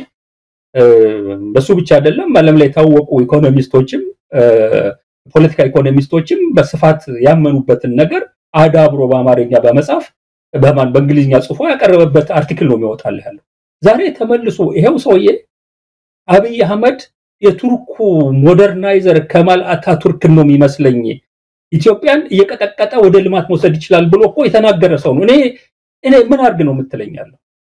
ይሄ ሰውዬ ጓደኛ ነው አንተ ብሎ በረሃ ገብቷል እንዴት ሊሆን ይችላል ይሄ እንዳይነቱ ነገር እንዴት መቻል ይችላል ነው ይሄው ደጋግሜ ተናገርኩ ጻፍኩኛለሁ ቤተሰቦቿ ሳይቀሩ ጋብዘው ብላለው የግብዣው አይነት ዝርዝር ውስጥ አልገባም ያለው እሱንና እኔን የጋበዙን የራሱ የፓርቲ አባል ገነት አራጌና ሌሎች 6-7 ሰዎች የሚሆኑ ሰዎች ታስረው ይሄውና 8ኛ ነው 9ኛ ወራቸው ነው ቤተሰቦቻቸው የት እንዳሉ እንኳን አይታወቅም ያለው ሌላው ሁሉ ቢቀር በዛ ደረጃ ለጋበዙት ቤት ወላጆቿ ሲል ለሱ አይደለም እሷን ተዋት ሲል ይሄንን ጌታውን አረባክህ ወላጆቿ እንኳን ያሉበትን ቦታ እንዲያውቅ ይደረግ ብሎ አብይን ጠይቆ ይሄ ማስፈጸም አቅቶት ነው እንዴት ይቻላል ያለው እንዲህ አይነት በደልና ግፍ በወላጆች ላይ ነው አንተን በሚቃወሙ ሰዎች ላይ በወላጆቻቸው በዛ ደረጃ በመታቃቸው ወላጆች ላይ ሲፈጸም እዚህ ዝም ብዬ መስሏል የምናደደው ወይ ምቆጣው በኃይለ ቃል መልኩ ስማቸውን ማነሳው ምርጫ ቢኖርኝ እኔ ያብይንም የብርሃኑንም የሌላውንም ሰው ስም ባላነሳው ወንጀላቸው ግን ተራራ ያከለ ስማቸውን ከማንሳት መቆጠብ እንዳንችል አድርጎናል ያለው ሁለት ለመናገር ይሄው ነው እኔ አገሬ ሰላም ሆና ዲሞክራሲ ሰፍኖባት ብልጽግና ተስፋፍቶ ጠቅላላ ድምጽ ወደማይሰማበት ልም ያለ የዓለም ጥግ ሄጄ ምኖርበት ሁኔታ ቢመጣ ደስታውን አልችለውም ነበር አልሆነም ከልጅነት ጀምረን ይሄንን ነው የተመኘነው አንዳንዶቻችን እንዲሁ እንዳለን ልናልፍ እንችላለን አይታወቅም ደግሞ የታሪክ ነገር የሁሉ ተቀልብሶ የሁሉ ነገር መልክ ይዞ በኢትዮጵያ ህዝብ ትግል የምንመየውና ሀገር ለሁለትም ለሶስት አመትም አይተናት ልናልፍ እንችላለን ሌላ ምን እንድል ነው የምትፈልገው እንደርጋቸው እንግዲህ ያው ዋናውን ርዕሳችንን አልነካካነውም በተለይ ፖለቲካውንና ዲፕሎማሲውን በተመለከተ ያለው ነው አንድ ጉዳይ ላይ አስተያየት መስጠት ከተቻለ ምርጫን በተመለከተ ያነሳቸው ነገሮች አሉ የሀገሪቱ የጸጥታና አጠቃላይ ሁኔታ ፋኖን በተመለከተ በቀጥታ ፋኖን ባይጠቅስም ግን ሀገር ቤት ያለውን ትግል 3 እና 4 ሽፍቶች ጫካ ስለገቡ ብለው ለማሳነስ ሄደበት ርቀት እንግዲህ አሁን ላይ የዓለም አቀፉ የቀይ መስቀል ኮሚቴ ጭምር የገባበትና ምርኮኞችን እየሰጠ ያለበት ቁስለኞችን ተረክቦ ያሳከመ ባለበት ሁኔታ መደበቅ የማይቻል ነገር አንዳንዴ መደበቅ የማይቻልንም ለመደበቅ የሚሄድበት ርቀት በራሱ የሰውየውን እንደው ከኡነታ ጋር ፈጽሞ የተፋታ መሆኑን በደንብ የሚታይ ነው ለማንኛውም እነዚህ ጉዳዮች ላይ ምን ማለት ይቻላል እንግዲህ ያው በዛው ወደ ፖለቲካው እና በተለይ ዲፕሎማሲው ላይ ያተኮረው ነው የምንገባው ኤርትራን በተመለከተ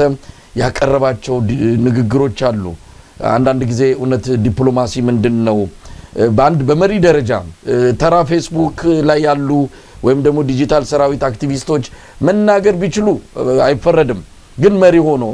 አንድ መሪ መናገር የሚገባው ልክ አለ ደርዝ አለው ሁሉን ነገር ተመጥኖና ነገሮችን አይቶ ነው እንደው የሆነ ነገር መጣ ተብሎ ዝም ብሎ በፈንጩና ምንድነው ፍጮ አይነት አካይድ የሚደረግ ንግግር አይደለም ከአብይ የሚጠበቀው ግን እሱ ከዛም ባነሰ የመንደር ጎረምሳ አይነት ባህሪ ታየበት ነው ይመስለው እንደው እዚህ ላይ ምን ማለት ትችላል አንዳርጋቸው ልክ ኢኮኖሚው በፖለቲካ ጉዳይም ላይ ተመሳሳይ የሆነ መከራከሪያ ነው ማቀርበው የተወሰኑ ውሸት የተሞላቸው ነጥቦች አካቶ ስለተናገረ እነሱን በማመላከት ሌላ የሚናገረው ነገር በሙሉ ውሸት መሆኑን መደምደም ይቻላል የሚል ነገር ነው ምክንያቱም መረጃ ያላቸው ተጨባጭነት ያላቸው ነገሮች ላይ በፊት ለፊት አይኑን ከፍቶ ያዋሸበት ሁኔታ አለ አሁን ለምሳሌ ያክል እያወቀ ነው ኢሰፓ የሚባል ድርጅት ተመዝግቦ የተንቀሳቀሰ አይደለም ኢንፋክት በብርቱካን ፊርማ በወጣ ደብዳቤ ነው ኢሰፓ የሚባል ድርጅት እንደ ድርጅት ተቋቁሞ መንቀሳቀስ የማይችል መሆኑን ላስገባው ማመልከቻ ምላሽ የተሰጠ ኢሃፓ በተመለከተም እኔ መጣሁበት ዘመን ነው ኢሃፓ የሚባል ድርጅት መንቀሳቀስ የጀመረው ኢሃፓ እንደ ሌሎቹ ድርጅቶች ተለጣፊ ሆኖ ይዘዋ ምንም ትርጉም በሌለው መንገድ የሚሰራ ድርጅት ሆኖ ለመንቀሳቀስ ይፈልጉ በህድ ጊዜ አልተከለከለም ኢሃፓ አቋሙ የከረረ በመሆኑ ልክ እንደ ግንቦት ሰባትም እኮ አይንቀሳቀስም ነበር ኢትዮጵያ ውስጥ እኮ ሌሎችም ድርጅቶች ውጪ የሚንቀሳቀሱት በኋላ የገቡት እኮ አይንቀሳቀሱም ለኢሃፓ ብቻ አይደለም ኢትዮጵያ ውስጥ ገብቶ አለመንቀሳቀስ ሐቅ የነበረው ያ ግን በአዋጅ የተከለከለ በመሆኑ አልነበረም እሱንም በአዋጅ የተከለከለ የነበረና ኢሃፓ እንዲንቀሳቀስ እድል የከፈትኩት እኔ ነኝ ብሎ ተናገረ ይሄ አንድ ትልቅ አይኑን ያወጣው ውሸት ነው ሌላ ከዚህ ጋር ተያይዞ በዛ ስብሰባ ላይ ያቀረበው ውሸት ድሬዳዋን በተመለከተ ያቀረበው ነገር ነው ድሬዳዋ በሁለቱ ማህበረሰቦች መካከል በተነሳ አለመግባባት የተነሳ ከኦሮሚያ ክልል አካልነት ወደ ራስ ገዝነት ዞራለች ብሎ የተናገራሉ ይሄ ውሸት ነው ድሬዳዋ የኦሮሚያ ክልል አካል ሆነ አታውቅም ይሄን በተመለከተም እንደ ሶማሌ ድርጅት ለኔ ፎርዋርድ ያደረገልኝ መግለጫ አውጥቷል በዝርዝር አስቀምጦት በመረጃም የሌለ ነገር ነው የሚያወራው ይሄንንም አይነት ነገር ለምን እንደተናገረም አይገባኝም ያለው ኮርስ ምን ያለው መርዛማ የሆነ ንግግር ነው ይሄንን ያልሆነ ነገር እንደነበር አድርጎ ነገ ጣዋት እሷንም ክሌም ለማድረግ የኦሮሞ ፒፒቢ ፈልግ መነሻ ያለው አድርጎ ለማቅረብ አስቦ ሊሆን ይችላል በየነው አስቦና መርዘኛ ነው የሚልህ ለዚህ ነው ሌላው የዋሻው ነገር አንተ ቅድም ያልከው ነገር ነው እውነት ሶስት ሰዎች ናቸው እንደ በየወረዳው በየዞኑ ጠመንጃ አንስተው ታች ላይ የሚሉ ሽፍቶች ያሉት አሁን አማራ ክልል ውስጥ ይሄ በመረጃ በከፍተኛ መረጃ አደባባይ የታየን ነገር በዚህ ደረጃ ከዋሸ ፖለቲካውና ስመልክቶ የሚናገራቸው በተለይ በፍላጎት ደረጃ የሚያወራቸው እኛ በማስረጃ መደገፍ አንችልም ምክንያቱም ፍላጎቱን ውስጥ ገብተን ማየት አንችልም ብለን ማስቀመጥ ስለማንችል ሌሎችም ስለሚከራከሩ በመታቃላችሁ ፍላጎቱ እንዲ ሊሆን ይችላል ብለው ለሚከራከሩን የሚያቀርባቸው ነገሮች በመረጃ የተደገፉትን እስከዋሸን ድረስ በጎ ፍላጎት አለኝ ብሎ የሚያቀርባቸውንም ነገሮች ውሸት ናቸው ብለን ለመደምደም በደንብ ነው ምን ይችላል እንዴት አድርገን አንዱ ውሸታም በነምበሩ እስር ቤቱን በሙሉ ሰላማዊ ትግል ባደረጉ ሰዎች ሞልቶ በጋዜጠኞች ሞልቶ ሰላማዊ ትግል በኢትዮጵያ ውስጥ ያልተከለከለ ነገር ነው የጠፋው ሐሳብ ብቻ ነው ሐሳባቸውን ስለገለጹ እኮ ነው ሰዎች እስር ቤት የገቡት በጣም የሚገርም ነገር እኔ ከወጣው በኋላ ስልክ ደውሎ ለሀገር ቤት ተመለስ ሲለኝ ያለኝ ነገር ምንድነው ሐሳብን እንደፈለክ እየጻፍክ እየተናገርክ ከዛም አልፎ የተሳደብክ ለመኖር የምትችልበት ሁኔታ እኔ ጋራንቲ ሰጣለሁ ነው ያለኝ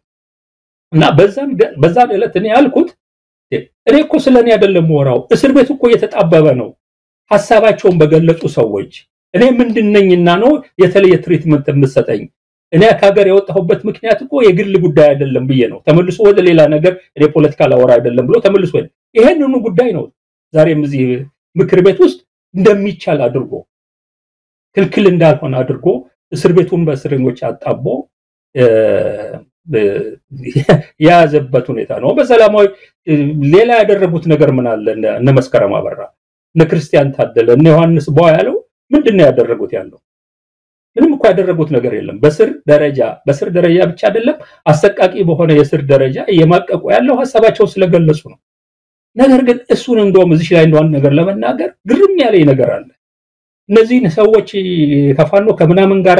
አያይዞ ነው ከሰስኩ እያለ ያለው እንደው የፈለገውን ነገር እንደው ዝም ብዬ አንስቼ እዚህ ላይ የማቀርብልህ ነገር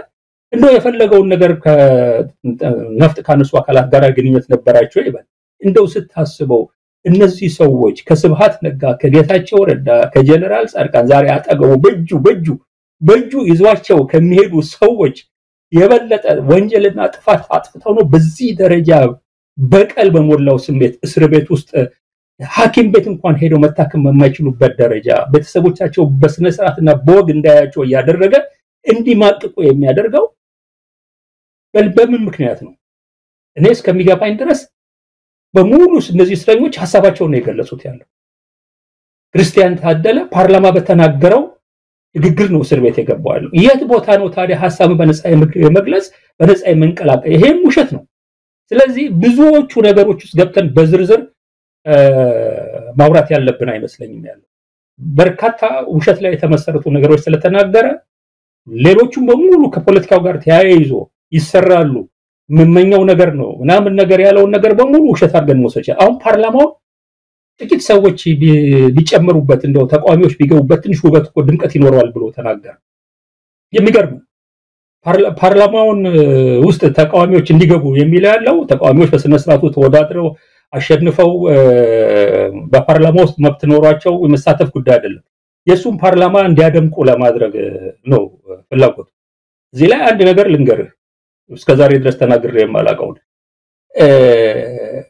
መቼም እንግዲህ ተመልከት በደንብ ህዝብ እንዲያዳምጠኝ ፈልጋለሁ ምን አይነት ሰው እንደሆነ ይሰውይ። ብርሃኑ ተወዳድሮ የተሸነፈ እለት ምን አለኛ ቢኝ እኔ እኮ ብርቱካንን ጠይቂያት ነበር እዛ የነበረው ምርጫ ሪግ ተደርጎ ብርሃኑ ተመርጧል የምርጫ ውጤት ተጭበርብሮ ብርሃኑ ፓርላማ እንዲገባ እሷ ቆምቢ ብላይ ነው አለኝ። እንግዲህ አስብ አሁን ይቀደም በቀደም ይህንን ነገር ፓርላማ ውስጥ ተቃዋሚዎች እንዲገቡ እንዳው ፓርላማውን ያሳምሩታል ያደምቁታል ሲል በሚቀጥለው ምርጫ ወደዳችሁ ጠላችሁ አንዳርጋቸው እዚህ ጋር ምን ተረዳው? እውነት አብይ ቢፈልግ ማድረግ አቅቶት ወይስ የሆነ ተንኮል አስቦ ነው? ምናልባት እዚህ ላይ እንደው ትንሽ ብትናገርበት ጥሩ ነው። ምን መሰለህ መሳይ ይሄ ሰው ለተለያዩ ሰዎች የተናገራቸውን ነገሮች ግምት ውስጥ ካስገባ ይሄንን እኔን ሲያገኘኝ ዝም ብሎ ፈጥሮም የተናገረው ሊሆን ይችላል ያለው። በቃ እንዴ እኔ እኮ በጣም ይከብደኛል አንዳንድ ቃላት እንዳልጠቀም ሰውየው ላይ እውነቴን ነው ስለሚከብደኝ ነው ይሄንን እንደዚህ ብሎ ነገረኝ። አሁን እንዳልከው አሁን ሜቢ ብርቱካንን ያናገራትም አይመስለኝም ነው ማለት ያለው። ቢያናግራትም በዚህ መንገድ ምርጫውን ውጤት እንቀይርና ብርሃኑን እናስገባው ቢላትም እሺ ማትለው እንደሆነ ይገባኛል። ነገር ግን እሱ ከፈለገ እንዴ ከብርሃኑ የተወዳደረበት ቦታ እኮ ያሉትን የሴፍቲ ነት የሱን መራጮች በሙሉ አስቀድሞ በፓርቲው መዋቅር እኮ የኛን ሰው አትምረጡ ብርሃኑን ምረጡት ማለት ይችላል እኮ ከፈለገ። አሁንም እኮ ማድረግ ይችላል። አሁን እነበለጠ ሞላን ከፈለገ ፓርላማ ውስጥ እንዲገቡለት እነ ብርሃኑ ከፈለገ እንደ ፓርቲም ተወዳድረው ነው ማለት ያለው።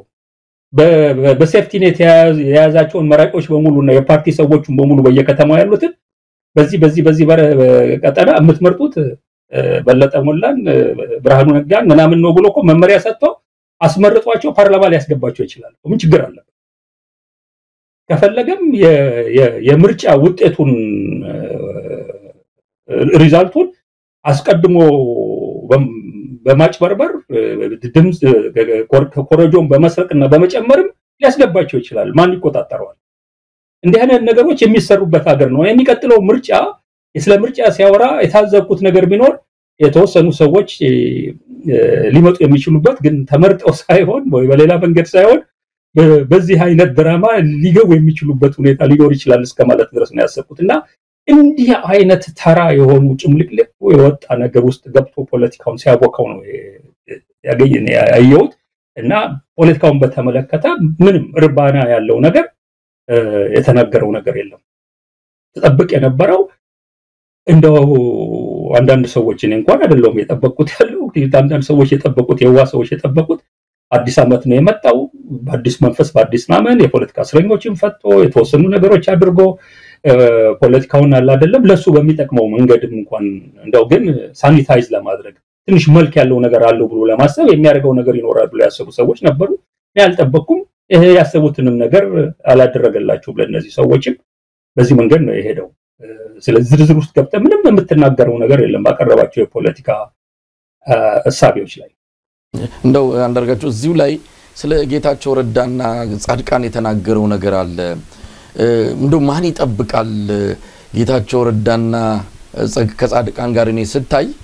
ይሄ እንደዚህ አይነት ነገር እኮ ያልተለመደ ነው ብሎ እሱን በጣም ወደ ሰፊ ያ ሁሉ ጌታቸው ረዳ እንደዛ ከፍና ዝቅ ሲያደርግ እንዳልነበረ እውነት ለመናገር አሁንም ቢሆን የኢትዮጵያ ህዝብ ስለ አብይ አህመድ ማወቅ ካለበት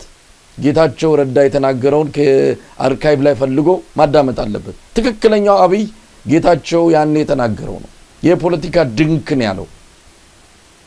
በጣም ብዙ ነገሮችን አብይን የሚመስሉና የሚገልጹ ነገሮችን ከጌታቸው አንደበት ሰምተናል ያን ሁሉ የተናገረኝን ትቼ ሀገር ስለሆነ የግል ጸብተን አሁን ይው አንድ ላይ ስንታይ ከዚህ በላይ ምን አለ ምን ማለት ነው ጌታቸው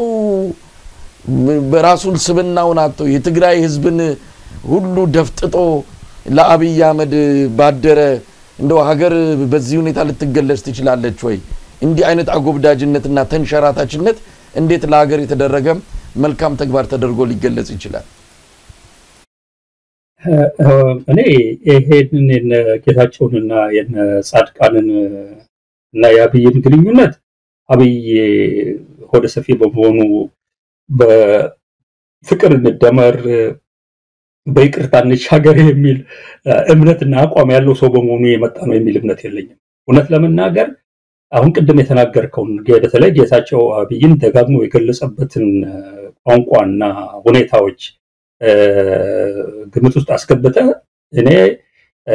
አብይ ከበታችነት ስሜት ሊሰማው የሚችለው የስሜት መጎዳት በጣም ኃይለኛ ከመሆኑ የተነሳ ጌታቸውን እዚህ ቦታ በማምጣት የሚበላውንም የሚጠጣውንም የሚተኛበትንም የሚንቀሳቀስበትንም ሁሉም ነገር እሱ አሟይ ሆኖ በሱ እጅ እንዲወድቅ አድርጎ እሱ ብቻ አይደለም እሱ በሚፈጥራቸው መድረኮች በሙሉ ያን ችሎታም ብቃት የሌለው የፖለቲካ ድንክ ነው ብሎ አደባባይ ያዋረደው ሰውዬ አብይን የሚያክል ግዙፍ መሪ በኢትዮጵያ ታሪክ ታይቶ አይታወቅም እንዲል በዛችው ምላሱ መልሶ እንዲል በማድረግ እየተበቀለው ነው የሚል እምነት ነው ያለኝ እኔ እንደ በቀል ነው ያየሁት ይሄ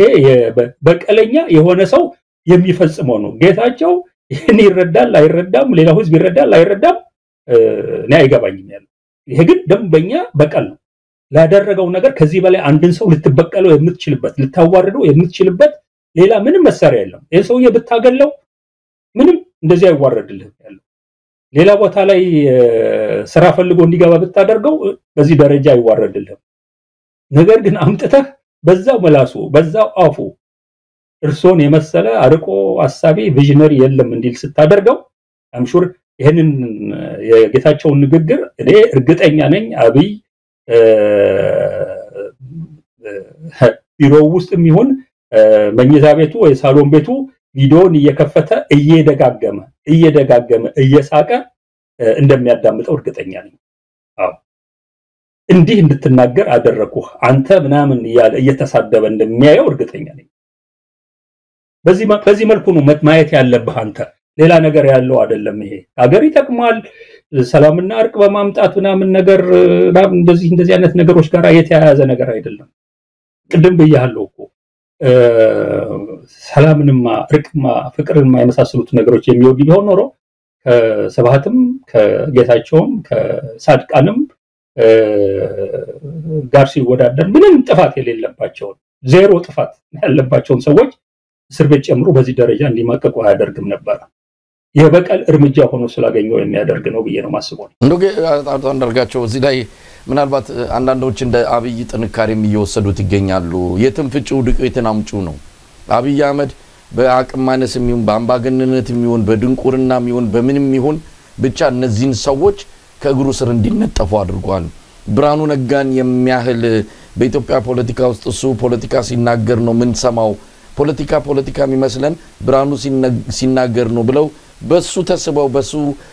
ተማርከው በፖለቲካ ውስጥ የገቡ ብዙ ወጣቶችን አቃለው ያንን ትልቅ ስብና ያለውን ብርሃኑን ባሁን ሰዓት ያው ምን ላይ እንዳደረሰው ያያየን ነው እነ ጌታቸውን እነ ጻድቃንን ሌሎችንም ጭምር እነ ዘሪውን ተሾመ የሚባል አብይ አህመድን ለመግለጽ የተጠቀመበትን ቃል እኮ እስካሁን እናስታውሰዋለን ያን ሰው እንኳን ይሄው አብይን አምላኪ መውድሰ አብይ በየለቱ ጧትና ማታ የሚናገር ሰው አድርጎታል ስለዚህ የሰው እንደ ባንድሚውን በሌላ ጥንካሬውንም ይሁን ሌላም ብቻ ጠላቶች የሚላቸውን ስለሱ መጥፎ ያነሱት በሙሉ በሱ ዙሪያ እንዲካድሙት ካደረገ ታዲያ አብይ ጠንካራ አይደለም እንደው የዚህ ሰው በምንም ያምጣው ማናናቅ ይቻል ይሆን እኔ አብይ ጥንካሬ ነው የሚል እምነት የለኝም እኔ የነዚህ ሰዎች ወገበቢስነት ነው ስፓይንለስ መሆናቸው ነው እነዚህ ሰዎች ቀደም እኮ ዘለካክተናል ያለው ስለሚናገሩት ነገር በስነ ስርዓት ያውቁ ነበር ወይ just ለመናገር ብቻ ነበር ወይ የሚናገሩት እንዴት ሊሆን ይችላል ያለው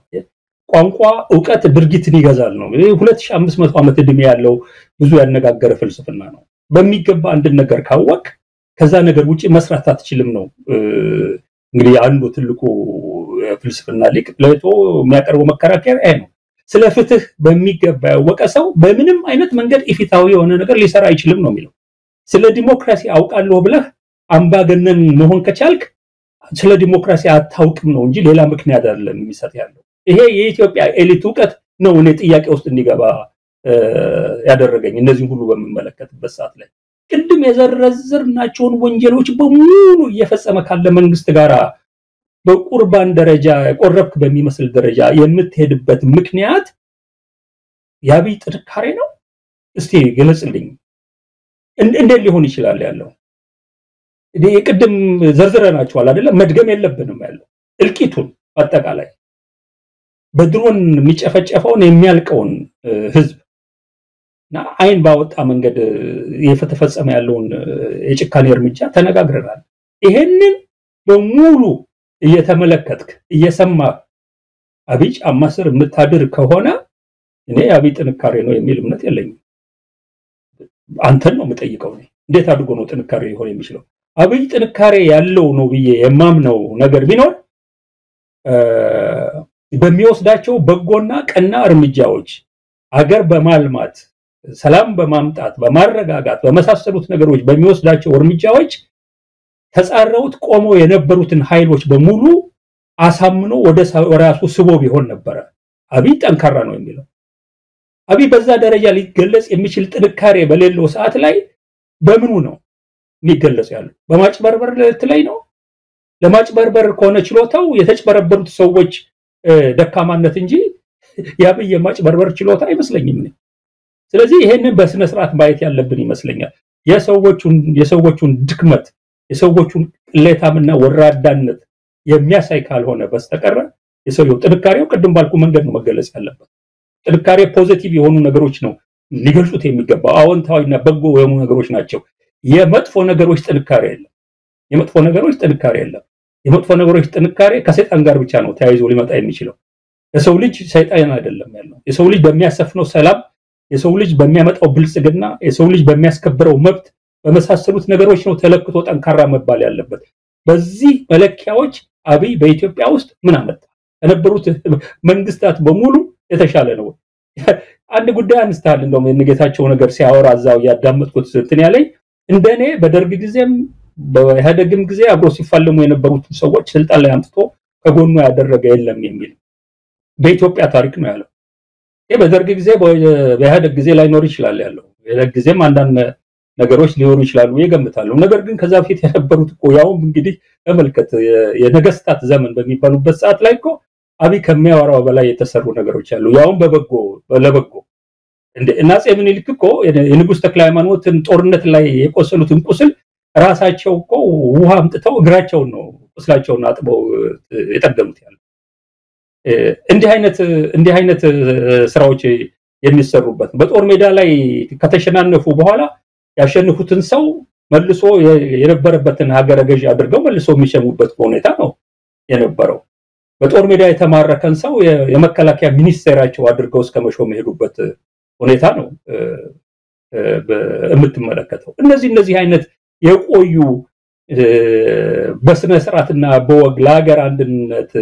ለሰላም ለምን ተብሎ የተወሰዱ እርምጃዎች ያሉበት ሀገር ላይ የግፍ እርምጃውን ልቅ ለቀው ባሪያና ገረድ ሆነው ያደሩትን ሰዎች በበጎ ዓላማ ከሱ ጋር እንደተሳሰሩ አድርጎ ያቀርብልሃል ያለው ያጥወለውላል የሚሉት ሰዎች ይሄንን ፕሮግራም ስትመለከት ያንን ነው። እኔ ግን ሳልወድ በግድ ማዳመጥ ስላለብኝ ሁሉንም አዳምጫለሁ ያጥወለወለኝ። አንርጋቸው እንግዲህ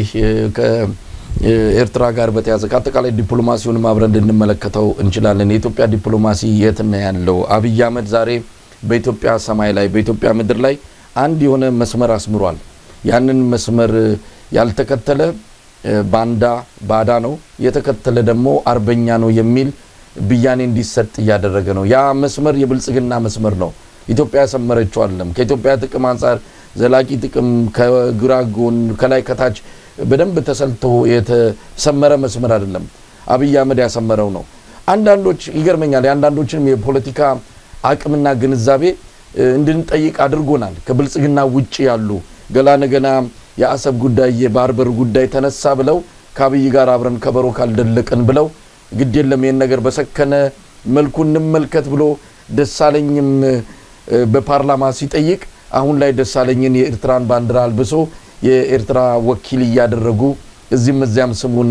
የሚያጎድፉ ሰዎችን ስንመለከት እውነት ለመናገር ይሆንማ የተሳሳተው ነገር አለ። አብይ ብቻ አይደለም በሌሎችም አካባቢዎች ስለ ነገሮች ያላቸው ግንዛቤ ነገሮች እንዴት ነው የሚታዩት? ይሄ የቃቃ ጫወታ አይደለም። አሰብም ባርበርንም በተመለከተ እንዴት ነው የምንመለከተው? እንዴት ነው የምናየው? ከኢትዮጵያ ዘላቂ ጥቅም አንፃር አሁን ዓለም ከደረሰበት ከህግ ከተለያዩ ነገሮች አንፃር እንዴት ነው የምናየው? አይደለም አብይ አህመድ ሲጮህ አብሮ የሚጮህ ከፍ አድርጎ ድምጹን ሲያሰማ አብሮ ከፍ አድርጎ አፉን የሚከፍት እንጂ ነገሮችን በጥሞና የሚመለከት በሌላም አካባቢ ያሉትን ሰዎች እየታዘበን ያለ ነው። ለማንኛውም ከዚህ አንፃር ያለውን አጠቃላይ ሁኔታ እንዴት ታይዋለም? ኤርትራን በዛ ደረጃ ሲገልጻት ስለ ኤርትራ የተለየ ነገር ኖሮን አይደለም። ከራሱ አንደበት ራሱ የተናገረውን የሱ ጀነራሎች የተናገሩትን ያኔ በዛ በምጥ ወቅት ዛ ቀበሮ ጉድጓድ ውስጥ አብረን የማነው የጀነራል አባው ታደሰን ቃል እዚህ ላይ መድገም አልፈልግም። በዛ ደረጃ የኤርትራን ወታደሮችና ኤርትራን የገለጸበት እነ ሬድዋን ሁሴን እነ ማነው ጀነራል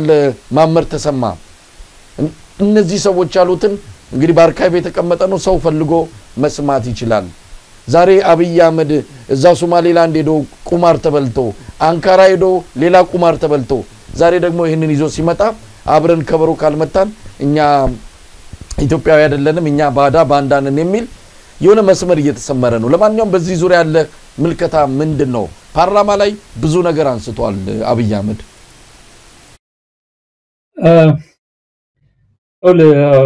እንግዲህ ዋናው ነገር ይሄ ነው ትልቁ ጉዳያችንና መሰረታዊ በሆነ መንገድ እስቲ አብይም ሐሳብ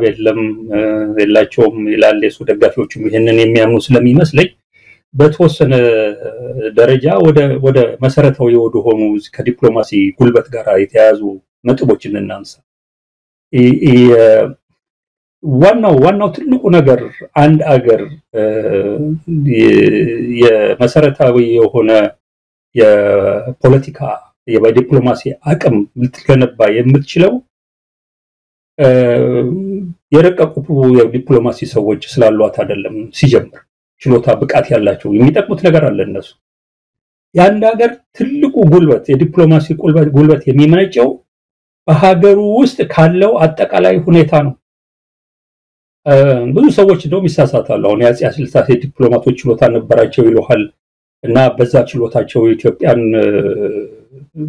ዓለም አቀፍ መድረክ እንድትሰማ ለማድረግ ችለዋል ምናምን ይሉሃል ያለው አሁን ችሎታ በተከታታይ ከመጡ መንግስታት ዲፕሎማቶች የበለጠ ችሎታ የነበራቸው ሰዎች ነበሩ። ነገር ግን ትልቁ ቁም ነገር ያለው በውጭ እንድትሰማ የሚያደርገው ያለው ሀገሩ ውስጥ ህዝቡ በአንድነት የቆመ ነው ወይ? ሰላምና መረጋጋት ያለበት ሀገር ነው ወይ? ያ ሀገር ህዝብ የአንድ ሀገር ብሔራዊ ጥቅም እና ደህንነት ጉዳይ የሚነካ የሚጸረር ማንኛውም ነገር ቢመጣ እንደ ኑን ቀፎ እንደነካበት ንብ በጋራ ይተማሉ ወይ የመሳሰሉት ጉዳዮች ናቸው ትልቁ የዲፕሎማሲ ጉልበት የሚሰጥ ያለው አፄ ኃይለ ሥላሴ መንግስት አንዱ ይደመጥበት የነበረው ምክንያት የዲፕሎማሲዎቹ ብቃት ብቻ አይደለም አገር ውስጥ የተወሰነ ዘመን ሄደው በዚህ በኤርትራ በኩል ያለው ችግር እስከሚፈጠር ድረስና ክፍተት እስከሚመጣ ድረስ በአገር ውስጥ ሰፍኖ የነበረው ሰላም በህዝቡ መካከል የነበረው መስተጋብር በአጠቃላይ በሚዛን ሲታይ አገሪቷን ጉልበት ያላት ህዝቡ ኮሄዥን ያለው ዩኒቲ ያለው ሰላምና መረጋጋት የሰፈነበት በቀላሉ ሊተናኮላት የሚፈልግ የቅርብ ሀገርም የውጭ ሀገርም ቢኖር እንዲህ በቀላሉ ሊቋቋሙ የማይችለው ምከታም ጥቃት ሊደርስበት እንደሚችል የሚገልጽ በመሆኑ የተነሳ ነው ተደማጭነት የምታገኘው ነበር እነዚህ ነገሮች እየቀነሱ በሄዱበት ወቅት የዲፕሎማቶቹ ብቃት ብዙ እንኳን ሳይቀንስ በደርግ ጊዜ የተፈጠረው ነገር የዲፕሎማሲ ተደማጭነቷ ኢትዮጵያ እየቀነሰበት ሁኔታ ነው የተፈጠረው ለምን አገር ውስጥ የተነሳው የእርስ በርስ ጦርነት ኤርትራም በለው ትግራይ ውስጥ የሚያለው በሌላም ቦታዎች ላይ የተነሱት ግጭቶች ይሄ አገር ራሱን አንድ ሆኖ በብሔራዊ ጥቅሙና ደህንነቱ ላይ ሊከላከል የሚችል ህዝብ ያስተባበር ሆኖ ሊመጣ አለመቻሉ ኢትዮጵያን በተለያዩ ምክንያቶች ለመተናኮል ለሚፈልጉ ወይንም በፈለገው መንገድ ለማስገበርና እንደፈለጉ ለማዘዝ ለሚፈልጉ ኃይሎች በር ነው የከፈተው ከዛ ጊዜ ጀምሮ በተከታታይ የመጡት መንግስታት በሀገር ውስጥ በፈጠሩት ሰላምና መረጋጋት መጥፋት ወይንም ደግሞ ሰላምና መረጋጋት ቢኖር በወያኔ ጊዜ ተፈጥሮ የነበረው ነገር ከተመለከተው በአዎንታዊ የሆነ ሰላም ሳይሆን በጉልበት የመጣ ሰላም መሆኑ በደህንነትና በወታደራዊ አቅም የመጣ ሰላም መሆኑ this is negative freedom የሚሉት negative peace የሚሉት ማለት ነው መሆኑን የውጪ በሚያውቁበት ሰዓት ላይ ኢንተርናሊ ያለው ህዝቡ በፍላጎትና በፈቃዱ የሚገዛበት ሁኔታ እንዳልሆነ በሚያውቁበት ሰዓት ላይ ከፍተኛ የሆነ የዲፕሎማሲ አቅም አገሪቷ እንዳይኖራት በተለይ በዙሪያ ባሉት ሀገሮች እንደፈለጉ ነገሮችን መተንኮስ መጎንጎን የሚችሉበትን ሁኔታ ወይ ማሰብ የሚችሉበትን ሁኔታ የፈጠረበት ሁኔታ ነው የመጣው አሁን በተለይ ደግሞ ጭራሽኑ ከመትኛውም ዘመን ያደግ ዘመን በጣም የተሻለ ነው በዲፕሎማሲ በኩል ተደማጭነት እንዲኖር ለማድረግ የነበረ ሁኔታ ከነችግሩ አሁን ግን በጣም የባሰ ነው አገሪቷ ኢንፈርኖ ነው ህዝቧን የምትለበልብ ከግማሽ በላይ የሚሆነው አገር በጦርነት ቀጠናነት ተመድቦ ባለ በገዛ ሀገር ውስጥ መንግስት ጀት ሄሊኮፕተር ጋንሺፕ ድሮን እና መድፍ ከባድ መሳሪያ የመሳሰሉትን እየተጠቀመ ከገዛ የሀገር ህዝብ ጋር የሚዋጋበት ሁኔታ በዓለም አቀፍ መድረኩ ላይ በከፍተኛ ደረጃ ጉልበት እንዳይኖርህ የሚያደርግ ነገር ነው በቀጠናው ጉልበት እንዳይኖርህ የሚያደርግ ነገር ነው በዙሪያ ባሉት አገሮች አይን ጉልበት እንዳይኖርህ የሚያደርግ ነገር ነው ስለዚህ መጀመሪያ ስለ ውጪ ግንኙነት ስለ ጂኦፖለቲካል ስለ ሀገራዊ ብሔራዊ ጥቅምና ደህንነት አንድ መንግስት ምንም ነገር ከማውራቱ በፊት ማሰብ ያለበት ለእንዲህ አይነቱ መሰረታዊ የሆነ የሀገር ጥቅምና ደህንነት ዋስትና የሚሆነው ጉዳይ ላይ መስራት ነው ያለበት ሀገር ውስጥ ሰላም መረጋጋት ማህበራዊ ኮሄዥን እንዲኖር ዩኒቲ እንዲኖር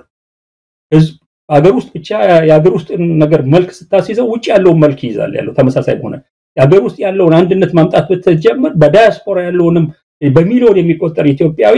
አንድ አድርገህ ብዙ ነገር እንዲሰራ ማድረግ የምትችልበት ትልቅ ዲፕሎማሲ ጉልበት አለው ይሄ ከፕሮፌሽናል ዲፕሎማቶች በላይ ስለዚህ ይሄንን መሰረት ያደረገ ነገር ላይ ዲፕሎማቶችን ሲጨምርበት የትም ሄዶ ቢናገሩ ይደመጣሉ ማንንም ሀገር ለኢትዮጵያ ሊቀልድባት ብሎ ቢያስብ ሊቀልድባት የማይችል ሀገር ሆና ትታያለች ትከበራለች ትፈራለች ይሄን አይነት ሁኔታ ያልፈጠረ መንግስት መሆኑ መጀመሪያ ሁሉም ማወቅ መቻል አለባቸው መሰረቱ ይሄ ነው እና እየተነሱ ምናምን አሁን በየጊዜው የተለያዩ ደካማ ዲፕሎማት ስላለው ነው አብይ የኢትዮጵያ ዲፕሎማሲ መድረኩ ውድቅ የሆነችው ምናምን ይሏል አይደለም መሰረታው የሆነው ችግር ነው የዲፕሎማሲ ፈተና ውስጥ ይሄንን አይነት አስቸጋሪ የሆነ በብዙ ነገር vulnerable የሆነ አገር ይዞ ነው አሁን እንግዲህ የኢትዮጵያን ጂኦፖለቲካ ጥቅም አስጠብቃለሁ ይሄንን ለማድረግ አሰብን ለማምጣት አብይ ማነው ኤርትራ ላይ ዘምታለሁ የሚለው ይሄንን ቀደም አልጀምረዋል አንተ ይሄንን ነገር አሁን የሚሉት እነሱ በባሌ ወይ በቦሌ ነው የሚሉት ያለው ቦሌ ማለት በዲፕሎማሲ መሆኑ ነው ከት እንደቀረቡት አላቀም ይሄን አባባል ድሮ በተማሪዎች እንቅስቃሴ ጊዜ የነበረ አባባል ነው ባሌ ግን የጠመንጃ ትግል የሚደረግበት ቦታ ስለነበረ በጉልበት ማለቱ ነው ብርሃኑ ጁላ እንደተናገረው አብይም በቀደም ግልጽ አድርጎታል በቃ ይሄንን ጉዳይ በጉልበት ነው የምናስፈጽመው ብሏል ሰላማዊ ዲፕሎማሲ የሚለው ነገር ዝም ብሎ ለማንሳት ያለ ተነሳ ነው ለነዚህ ነገር የሚለው ነገር ግን በጉልበት ማድረግ ይቻላል ብሎ ነው የሚያስበው ያለው ቅድም ያልኩን መሰረታዊ የሆነ መቆሚያ የሌለውን አገር ይዘህ እንዴት ነው በጉልበት አንድ ነገር አሳካለው መጣ አሁን ማወራለ በጉልበት ማሳካት አለማሳካቱ ትክክል አይደለም አለ ወይ ወይዛው ይሄንን ማድረግ የሚያስችል መሰረት አለ ወይ እዛ ሀገር ውስጥ ይሄንን ጥያቄ ማንንም አይመልስልህም ከዛ በኋላ ተመጣ ደግሞ በጉልበት ማድረግ የምትለው ነገር ራሱ ምን መዘዝ ነው ይዞ የሚመጣው ቀደም ጀምረዋል ያለው ሶማሌላንድ ላይ ሄዶ የሶማሌላንድን እንደ አገር ውቅና ሰጣለው ብሎ ያንን የመግባቢያ ሰነድ ፈርሞ ወደ ባገኘን ብሎ በጮህበት ሰዓት ላይ የለም ይሄ የመግባቢያ ሰነድ ትልቅ መዘዝ ያመጣል ኢትዮጵያን ትልቅ ችግር ውስጥ ይጥላል በአለም አቀፍ ማህበረሰቡ አይን ተራ ወንበዴ አድርጎ ሊያሳያት ይችላል እንደ ፕራያን ነው ሊያሳያት ይችላል የኢትዮጵያን መሰረታዊ ብሔራዊ ጥቅምም ለማስጠበቅ በጣም አደገኛ ነው ያንድን አገር ክፋይ የሆነን አንድን ቦታ ለዋላው ያገር አርገው ውቅና መስጠት በተለይ ኢትዮጵያን በመሰለ አገር ላይ በህገ መንግስቱ ያንኑ ክልል ተገንጥሎ አገር መሆን ይችላል የሚል ህገ መንግስት ይዘህ ሌላው አገር ነገ ተነስቶ ተመሳሳይ ውቅና ቢሰጥ ኢትዮጵያ ላይ ትልቅ ችግር ሊያመጣ የሚችል ፕሬሲደንት ነው ሴት የሚያደርገው የዩኤንን ቻርተር የአፍሪካ አንድነትን ቻርተር መርካታ ዓለም አቀፍ ህግጋትን የመሳሰሉት ነገር የተጻረረ ነው ዓለም አቀፍ ማህበረሰቡ በሙሉ ጋንጋፕ አድርጎ ያወግዛል ኢትዮጵያ በዲፕሎማሲ መድረኩ የምትገለልበትን ሁኔታ ይፈጥራል ሌላ መዘዝም አለው ይሄን ነገር የማይደግፉ የሶማሌን ሶቨረንቲ እናስጠብቃለን በሚል ሰበብ የኢትዮጵያ ጋር መሰረታዊ የሆነ ቅራኔ ያላቸው አገሮች በሙሉ ተሰባስበው ከሶማሌ ጎን የሚቆሙበትን ሁኔታ ይፈጥራል ይሄንን ነው አቅርበን የነበረው በማግስቱ የጻፈው ጽሁፍ እኔ ይሄንን ነው የሚገልጸው ያለው ይሄ የኢትዮጵያ ብሔራዊ ኢትዮጵያ ባህር በር ስታገኝ አይናቸው የሚቀላ የሚለው ክርክር ያንዴ መጥቶ ነበር ያለው እውነት ለመናገር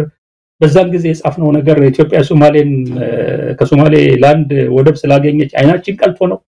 ወይስ አርቆ አሳቢ በመሆን ሊመጣበት የሚችለውን ችግር አስቀድሞ በመናገር ይሄ ነገር አይሆንም ብሎ ማስጠንቀቂያ አረባካችሁ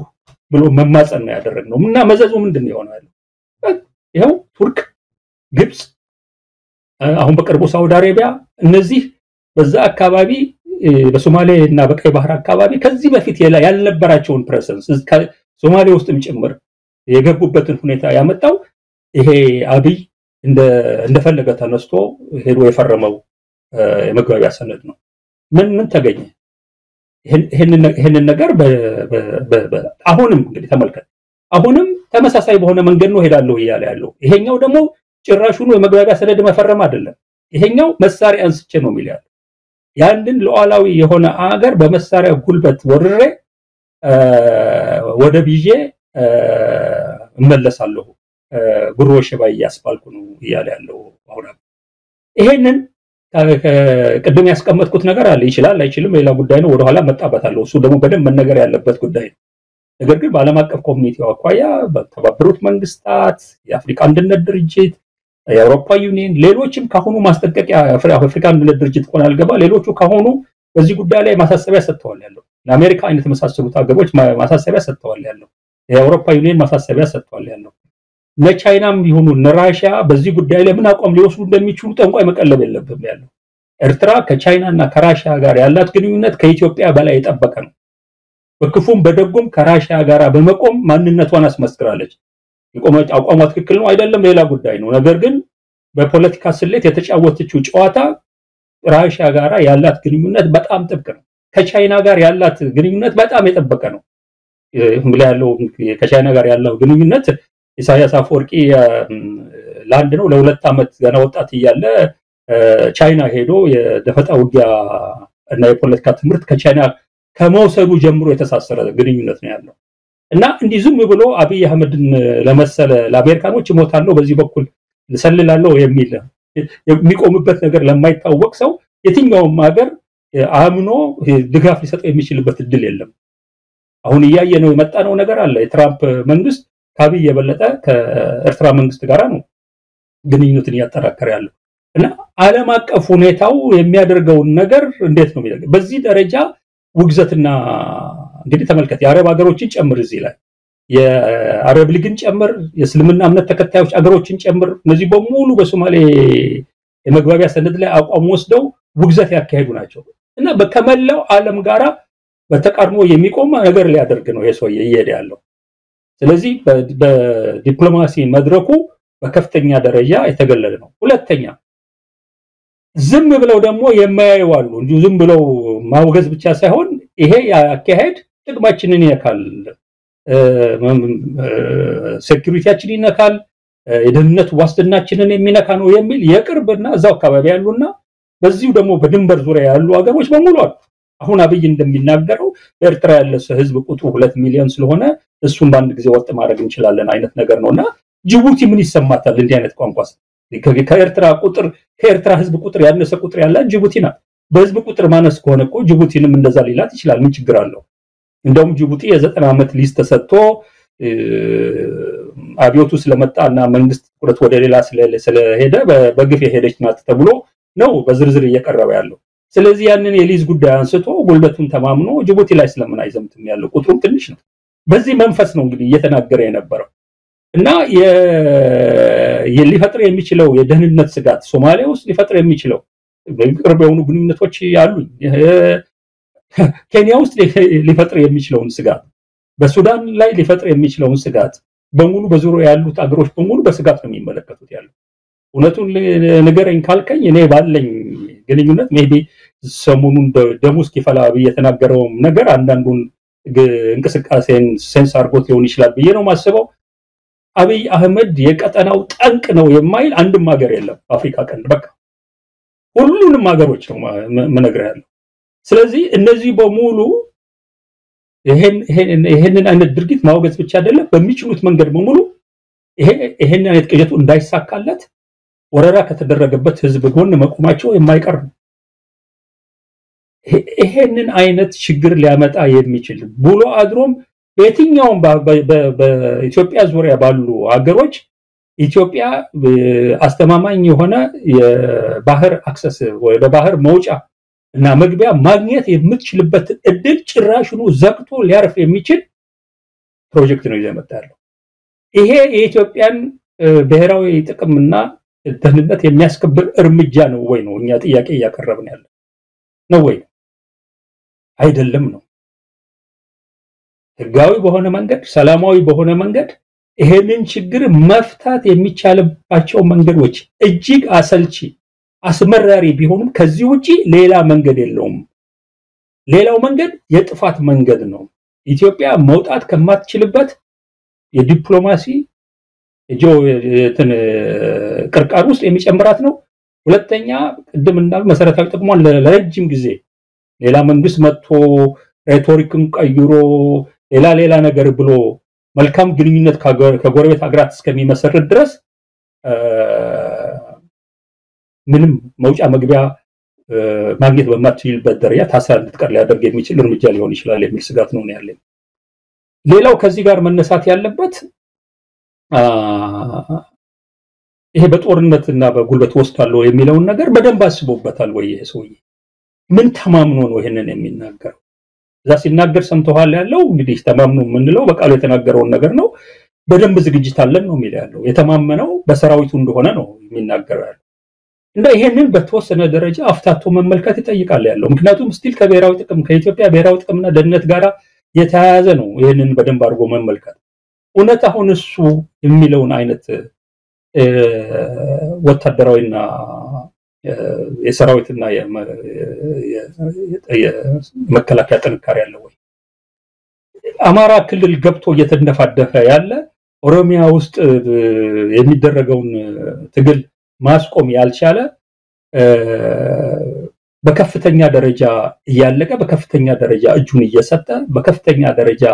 መሳሪያውን እየሸጠ ከሚመለምሉት በላይ እየጠፋ ያለ ሰው መሆኑ ራሳቸው በጽሁፋቸው በሪፖርታቸው አድሚት መከላከያ ያደረገው ሰራዊት ይዘ ነው ወይ በጉልበት ይሄን ነገር ማስተካከል ይችላል የምትለው? ስለዚህ አይናችን መልጠጠን የኢትዮጵያን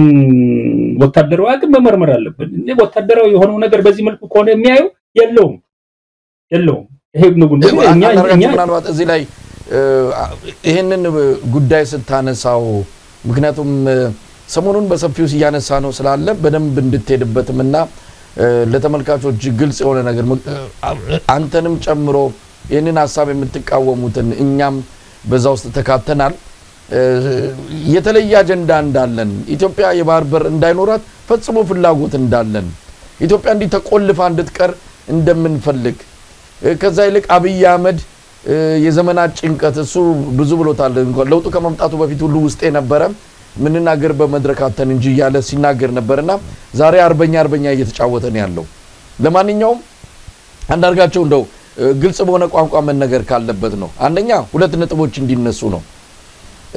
ይሄን ነገር በጉልበት ማሳካት እንኳን ቢቻል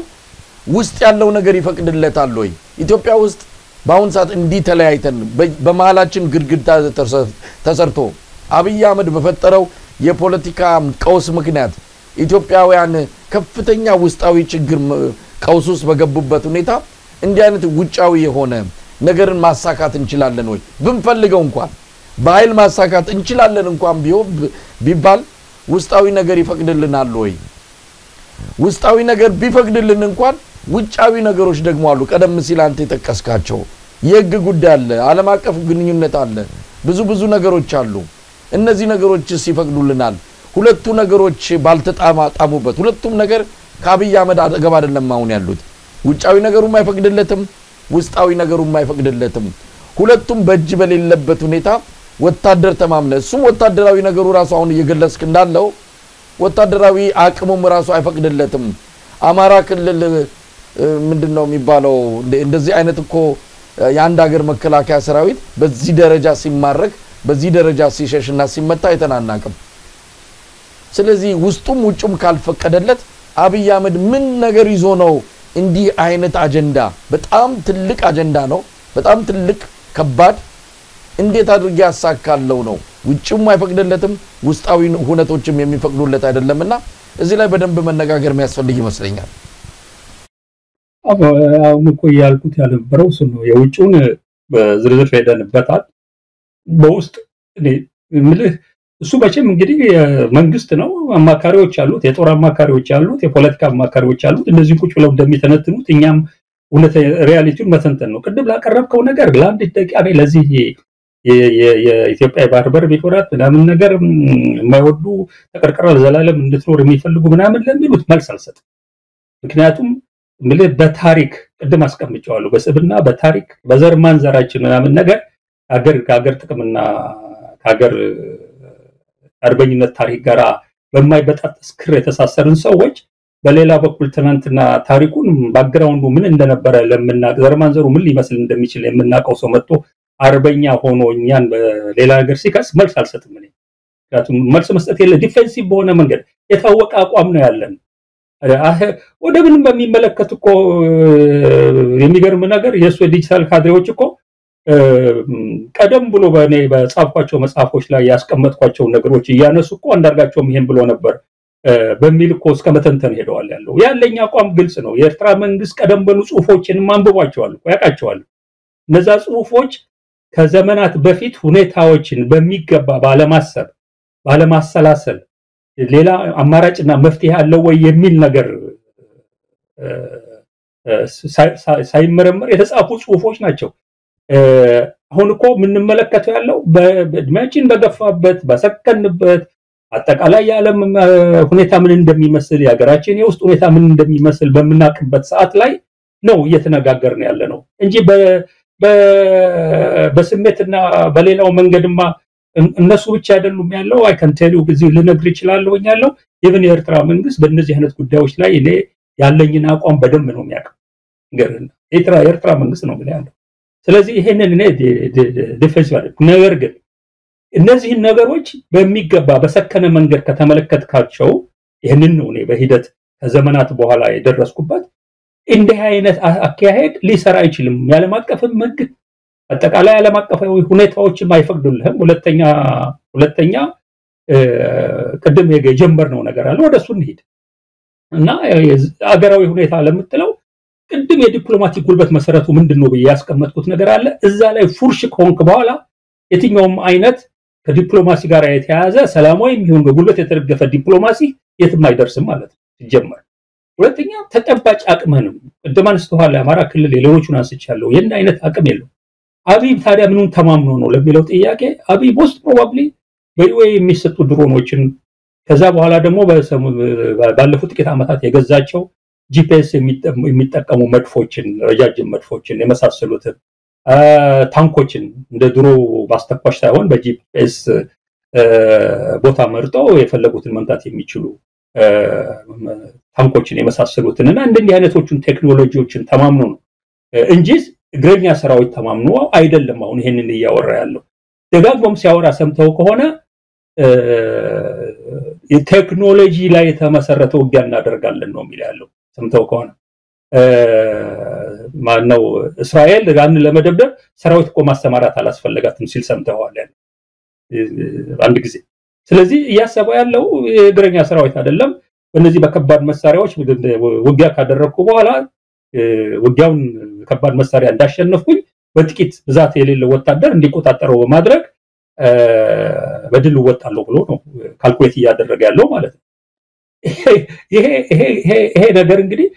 አሰብን ይዞ አስመራ ላይ መንግስት የሚቀጥልበት ሁኔታ ካለ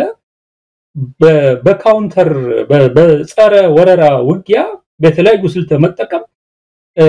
እንግዲህ ተመልከት 30 አመት ሙሉ ደርግን በዚህ አይነት መንገድ የተዋጋና ልምድ ያለው የኤርትራ መንግስት አሰብን በጣም በቀላሉ መልሶ ማይዝበት ምንም ምክንያት ሊኖር ይችላል አብይኮ ትግራይ ውስጥ የገጠመው ችግር ይሄ ነው መቀሌን ተቆጣጣሪ ያለው ብሎ በተቀመጠበት ሁኔታና መቀሌን ለቀው ወጥተው በየገጠሩ ከሄዱ በኋላ የገረላ ስልት ተጠቅመው እያንዳንዷን የተቆጣጣራትን ቀበሌ ቀጥሎ ወረዳ ቀጥሎ ትልልቅ ከተማ ቀጥሎ መቀሌ ይዘው አባረው አዲስ አበባ ድረስ እኮ እንዲሮጥ ያደረጉት እንዲህ አይነት ወታደራዊ ስልት ተጠቅመው ነው እና አንድ ይሄ ነው እንግዲህ ይሄንን ለማስቆም አሰብን ብቻ አይደለም አስመራንም አጠፋለሁ ህዝቡንም በጠቅላላ አጠፋለሁ አገሩን ምድር አድርጌ ነው መቆጣጠር የሚችለው የሚል ከሆነ ይሄን ማድረግ የሚያስችል ምንም አይነት ጉልበት የለውም ምንም አይነት አቅም የለውም ያለው አንዱ ትልቁ ነገር ይሄ ነው ሁለተኛ ያልገባው ነገር በሌላ በኩልስ ምን ዝግጅት አለ አብይ ሁሉን ነገር ከፍቶ ያቀማለኝ ያለኝ ያለ ለኤርትራ መንግስት ሲያሳይ የነበረ ነው የኤርትራን መንግስት ነው በደንብ አቋለው ከማንኛውም ነገር የበለጠ እያንዳንዷን ነገር በመረጃ ላይ ተመሰረተ የተደራጀ አቅም መፍጠር ትልቁ ስልቱ አድርጎ ከትግል ጊዜ ጀምሮ ነው ኢትዮጵያ ያላትን እያንዳንዷን ነገር አቅሟን ሁሉንም ነገር አበጥሮ እንደሚያቃቃለው እርግጠኛ ነኝ እና አብይ አለይ ለሚለው ወታደራዊ አቅም ማርከሻውን ሳያዘጋጅለት ይቀመጣል ብለህ ነው ታስበው አብይ ድሮን አለኝ ሲል ጸረ ድሮን የሆኑ ነገሮች አሉ የራሳቸውን ድሮን እስካሁን ሳይዙ ቀርተዋል ብለህ ነው ተመሳሳይ በሆነ መንገድ ይሄንን በመሳሪያ ደረጃ ያለ ትምክቱን አየር ላይ ተመሰረተ ነገር ሊሆን የሚያስችል ነገር እዛም ሊኖር እንደሚችል ነው የሚታየኝ ከዛ ያለፈው ነገር በቃ በፊት ለፊት መነጋገር አለ ከዛ ያለፈው ነገር ምንድነው እሱ አሰብን ይዛለው ብሎ በሚንቀሳቀስበት ሰዓት ላይ ለምን ኤርትራ ያለ የሌለ ኃይሏን አሰብ ላይ ታውላለች ያለው ያዘው ብላ በኢትዮጵያ ውስጥ በጣም በከፍተኛ ደረጃ ለህልውናችን ስጋት ላይ ወድቀናል ብለው የመኖር ያለ መኖር ጥያቄ አድርገው አብይ ህልውናችን ያጠፋ ተነስቷል ብሎ የሚያስቡና እየተዋጉ ያሉ ኃይሎች አሉ የኤርትራ መንግስት እኮ እነዚህ ኃይሎች እኮ ከኤርትራ መንግስት ጋር ለመተባበር እኮ ምንም የሚከለክላቸው እኮ የሞራል እንትን የለም ምክንያቱም ህልውናቸውን አብይ አደጋ ላይ የጨመረ ናቸው እነዚህ ኃይሎች ከኤርትራ ኃይል ጋር ተደምረው ከላይ ወያኔ ፋኖ ሌሎችም ሆነው ተደምረው አሰብን እዛ ያዝ እኛ ቀጥታ አዲስ አበባ እንመጣልሃለን ብለው ማርች ቢያደርጉ ወያኔ በ15 ቀን ደብረ ሲና የደረሰው እነሱ ለመሆኑ 2 ሳምንት ይፈጅባቸዋል የትኛው ወታደር ነው የሚያቆማቸው የትኛው ድሮኑ ነው የሚያቆማቸው የትኛው ጀቱ ነው የሚያቆማቸው ለመሆኑ ይሄን እንሳስቦታል ወይ እዛ አንድ ጊዜ አይ ሪሜምበር መሐመድ ሐሰን ይሄ ጦርነት አብይ ቢጀምረው በጣም ጥሩ ነው መጨረሻውን ያመጣልናል በሚል መንገድ ተናግሮት ነበር እኔ ቢጀምረው ልክ መሐመድ ሐሰን እንዳለው ያብይን መጨረሻ የሚያፋጥን ነገር እንደሚሆን ይገባኛል ነገር ግን at the same time ይሄን ጦርነት ጀምሮ የሚያስከትለውን የሁለቱም ወገን ህዝብ እልቂት የሀብት የንብረት ውድመት በዚህ ላይ በኢትዮጵያ ላይ ሊያመጣ የሚችለውን አጠቃላይ የብሔራዊ ጥቅምና የደህንነት ጉዳት ግምት ውስጥ አስገብቼ ይሄ ሰውዬ የሚያደርገው ነገር ውድቀቱን ቢያፋጥን በዚህ መንገድ መሄዱን ለዚህ ብዬ ማበረታታ አይደለም ያለው ይሄ ነገር እንዳያደርግ ነው ቢደረግ ሊመጣ የሚችለው አደጋ አስቀድሞ እንዲያይና ከዚህ ነገር እንዲቆጠብ ለማድረግ ነው ገና ለገና ይሄንን ጸረ ህዝብና ጸረ ሀገር የሆነ ሰውዬ ይሄን ነገር ለኩሶ በዚህ እንዲጠፋ በሚል እነዚህን ቅድም ያልኩ መዘዞች በሙሉ በአገር ላይ እንዲደርሱ አልፈልግም ስለዚህ ውጤቱ ይሄ ሊሆን ይችላል ያለው ቅድም ያልኩ ነው አሰብን ትቶ በ15 ቀን በ2 ሳምንት ባልሞላ ጊዜ አብይ ከአዲስ አበባ ከነ ጀሌዎቹ ጠራርጎ የሚያጠፋ ወታደራዊ ስትራቴጂ ለመንደፍ ከባድ አይደለም ነው አሰበው ይሄን ሁሉ አስበውታል ወይ ነው አሁን ያብይ ጀነራሎች ጥያቄ ማቅረብ ፈልጋለሁ እንዲህ አይነቱ ነገር ይበጃል ወይ እና ምንድነው መፍትሄው ቅድም እንዳልኩት ነው መፍትሄው አሁን መፍትሄው ወደብ አይደለም መፍትሄው ኢንተርናል ኮሄዥን የለንም አንድነት የለንም ሰላምና መረጋጋት የለንም የሁሉም ነገር ጉልበትና መሰረታችን እሱ ነው እሱን ሊያመጣ የሚችል የፖለቲካ እንቅስቃሴ ብቻ ነው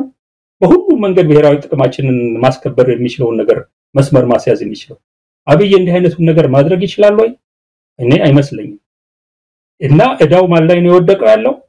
ካሉ ራሱ ስርዓት ውስጥ መጨረሻቸው እንደማያምር በጣም አሳፋሪ በሆነ መንገድ ሊወድቁ እንደሚችሉ የሚያውቁ ጀነራሎች ካሉ የፓርቲው ሰዎች ካሉ ከተቃዋሚውና ከሌላው ኃይል ጋር ተባብረው ይሄንን ስርዓት ባጭር ጊዜ ውስጥ እድሜው እንዲያሳጥር ሙከራ ማድረግ እንዛ ውስጥ እንዲህ አይነት ሰዎች ከሌሉ ይሄ ስርዓት ያመጣ ያለው አደጋ እጅግ አስከፊ በመሆኑን የተረዱ የአብይ መንግስት አሁን አብይ ድንፋታና ንግግር ፓርላማው ላይ ያየውት በሙሉ የሚያሳየው ያለው ትልቅ ችግር ውስጥ የገባ መንግስት መሆኑን ይሄ መንግስት ተቃዋሚው ሳይሰባሰብ ሳይደራጅ ይሄ መንግስት ቢወድቅ በምን እንሞላዋለን የሚል መፍትሄ ሳያመጣ ከታች ቂጡ እንደወለቀን ስራ ያፈሰሰ እንደሆነ ኢትዮጵያ ትልቅ ችግር ውስጥ ልትወድቅ ትችላለች ብዬ ነው ማስባለሁ ስለዚህ ትልቁ ስራ ያለው ይሄ በተለያየ መንገድ የተለያየ ዓላማ ይዘው ለመቀራረብ ያቃታቸው ተቃዋሚዎች ለሁሉም አደጋ የሆነ ሁኔታ በኢትዮጵያ ሊፈጠር እንደሚችል አውቀው አስቀድሞ በፍጥነት ብዙ የሚያቆራቆዛቸው ነገሮች ለሌላ ጊዜ ሁኔታዎች ሲረጋጉ መልክ ሲይዙ እናነሳቸዋለን ቅድሚያ ግን ሀገርን ማዳን ህዝብን ማዳን ነው በሚል መንፈስ መተባበር የሚገባቸው ሰዓት ላይ ተደረሰ ነው ይመስለኛል ኃላፊነቱ ተቃዋሚው ላይ ወድቋል ብዬ ነው ማስበው አንደርጋቸው እንግዲህ አንድ መስመር አበጅተን እንግዲህ አብይ አህመድ መስመር አበጅቷል መስመሩ ምንድነው እኔ በአሰብም ይሁን በባህር በር ጉዳይ እንዲያስብ ያለው ወረቀት አላገኘንም አሰብ ኤርትማኑ ባህር በሩ የደበት ምክንያት ምን እንደሆነ እንዴት እንደሄደ የሚያሳይ አንድም ነገር አላየውም የሚል ነገር አንስተዋል ኢኮኖሚያዊ ታሪካዊ ብዙ ምክንያቶች አሉን ይሄንን ለመጠየቅ የሚልም ነገር ያነሳል እውነት ለመናገር አሁን አንተ ቀደም ሲል በደንብ እኔ ማምንበትም ነው በተለያዩ አጋጣሚዎችም በግልም አንዳንድ ሚዲያዎች ላይም ቀርብ የተናገርኩት አለ አብይ አህመድ ወደ አሰብ ሲሄድ ፋኖች ወደ አዲስ አበባ መሄድ አለባቸው ነው ምንም ሌላ ነገር የለም ይሄ ሀገርን መክዳት አይደለም በአሁን ሰዓት ባለው የኢትዮጵያ አጠቃላይ ሁኔታ እንደ አብይ አህመድ ለኢትዮጵያ ብሔራዊ ስጋት የሆነ ሌላ ኃይል የለም ከውጭም ከውስጥም የትኛውንም ኃይል ኢትዮጵያ ታሪካዊ ጠላቶች ናቸው የሚባሉትንም እሱ የሚነቅፋቸውና የሚያብጠለጥላቸው ኃይሎችንም ብናይ የትኛውም ኃይል ከአብይ አህመድ የበለጠ ለኢትዮጵያ አደጋ ነው ብዬ አላምንም ስለዚህ በዚህ ላይ ጥርት ያለ አቋም ነው ያለኝ አንተም አሁን እንደምትገልጽልን ከሆነ ከዛ የተለየ ሐሳብ አይደለም ያለ ስለዚህ የሆነ መተፋፈር ያለ ይመስላል የሆነ መሽኮርመምም ያለ ይመስላል ከኤርትራም ሆነ ከአንዳንድ ኃይሎች ጋር አብይን ከሚታገሉ የአብይ አገዛዝ እንዲወድቅ በተለያየ መልኩ እንቅስቃሴ ከሚያደርጉ አካላት ጋር በተለያየ መልኩ መገናኘትን እንደ ኩነኔ እንደ ኃጢያት ልክ ኢትዮጵያን እንደ መክዳት እንዲቆጠር በጣም ጠንካራ የሆነ ምንድነው ቅስቀሳ እየተደረገ ነው እዚህ ላይ የኢትዮጵያ ሕዝብ በደንብ ማወቅ ያለበትን ነገር ምናልባት አንተን በመሰሉ ፖለቲከኞች መገለጹ ጠቃሚነት ስላለው ነው የሆነ ጥርት ያለ መስመር መኖር አለበት በኢትዮጵያ ጉዳይ ኢትዮጵያ ትልቅ ሀገር ናት የማንም ተላላኪ ለማንም ምናጎበድድ አይደለንም ባይሆን በሰጥቶ መቀበልና ባለን ቁመናና ቁመት ልክ ተጽኖ መፍጠር የምንችልበትን አቅም እንዳናገኝ አብይን የመሰሉ ከመንደርና ከሰፈር አስተሳሰብ ያልወጡ በድንቁርና የተንቆጠቆጡ ሰዎች ስልጣኑን ይዘው እንደ ልባችን እንዳንሮጥ አድርገዋል ስለዚህ በዚህ ላይ ጥርት ያለ መስመር ያስፈልጋል ፋኖም በዚህ አንፃር ግልጽ የሆነ አቋም መያዝ አለበት አሁን የፋኖ ኃይሎች ማለት ያለው ልዩነትም አንዳንድ ከህዋት ጋርም ይሁን ከሌላው የኃይል ጋር መተባበርን ልክ ኢትዮጵያን እንደመክዳት አብይ ኢትዮጵያኮ ያፈራረሳት ነው ያለው ከአብይ ጋር መሆን ኢትዮጵያን ማክበር ከሌላ ኃይል ጋር መሆን ደግሞ ኢትዮጵያን መካድ እየተደረገ በሌሎች ዘንድም እየተነሳ ስላለ ነው እንደው በዚህ ላይ እንደማጠቃለያም እንዲሆን ነው ጥርት ያለ መስመር የኢትዮጵያ ህዝብም ሌሎችም ኃይሎች ማግኘት አለባቸው እስቲ በዚህ ላይ ምን ትላለህ አንዳርጋቸው ትንሽ ወራት ቀደም ብዬኮ ይሄን ጉዳይ በተመለከተ ተለይ አማራ ፋኖና አስመልክቶ በግልጽ የጻፍኩት ነገር አለ ኤርትራን ተመልክቶ የኢትዮጵያ መንግስት አንደኛ አንድ ትግል ሀገር ግልጽ እናድርግ የሁለቱ ሀገሮች ግጭት የሁለቱ ሀገሮች ጦርነት የሚባል ነገር ትክክለኛ የሆነ አገላለጽ አይደለም ኤርትራ ኢትዮጵያን ወራለሁ እያለች እየተናገረች አይደለም ኤርትራን ወራለሁ እያለ እየተናገረ ያለው አብይ ነው የአማራ የህልውና ትግል በሚገባ ሲተነተን እኔ ባለፈው ጽሁፌ እንዳቀረብኩት ያለው እንዲህ አይነቱን ኤርትራን የመውረር እርምጃ ወስዳለው ቢል የአማራ ፋኖ ከኤርትራ ህዝብ ጎን ቆመው ይሄን ወረራ መክተው ያብይን እድሜ ማሳጠር አለባቸው በየ በግልጽ ነው የጻፍኩት ያለው ይሄን የጻፍኩበት ምክንያት አማራ የሚደርስበትን አጠቃላይ ጭፍጨፋ ሁሉ ነገር የቆመበትን ትምርት የቆመበትን ንግድ የቆመበትን እርሻ የሚባል ነገር ማህበሪያ ጠፍቶ ችግር የተወደቀበትን ሁኔታ ስታስበው አብይ ወደብ አመጣለሁ ብሎ የአማራን ህዝብ ሞቢላይዝ የሚያደርገው አማራ ምኑን ሊልክበት ነው ለመሆኑ የልጆቹን ሬሳ ኤክስፖርት ሊያደርግ ነው ወይ ከዛ ውስጥ ፈረንጆች ኮላሊትና ጉበት እየመረጡ መግዛት የሚችሉበትን ሁኔታ በአሰብ በኩል ለማስፈጸም ነው ወይ በዛ ደረጃ ነው የደረሰው የአማራ ህልውና ጥያቄ ስለዚህ በግልጽ በማያሻማ ቋንቋ አማራ ህዝብ ኢንተረስት አቋያ የአብይ አህመድ አገዛዝ እድሜው ማጠር የሥራዎቹ ሁሉ እናት ነው የሁሉም ነገር ቅድሚያ ነው እና ይሄንን በተመለከተ ምንም በማያሻማ አቋም ነው ወሰድኩት ያለው ሌሎችም በዚህ ደረጃ ህልውናቸው አደጋ ላይ ወድቀናል የሚሉ አሁን እየዋለ ያደረ ሁሉም ህልውናቸው አደጋ ላይ እንደወደቀ ሴንስ ያደረጉ መጥተዋል ያለው ድሮ ኢትዮጵያ የሚባል ሀገር ባይኖር ጉዳይ አይደለም የሚሉ ኢትዮጵያ የሚባል ሀገር ባይኖር ምን መዘዝ ሊመጣ እንደሚችል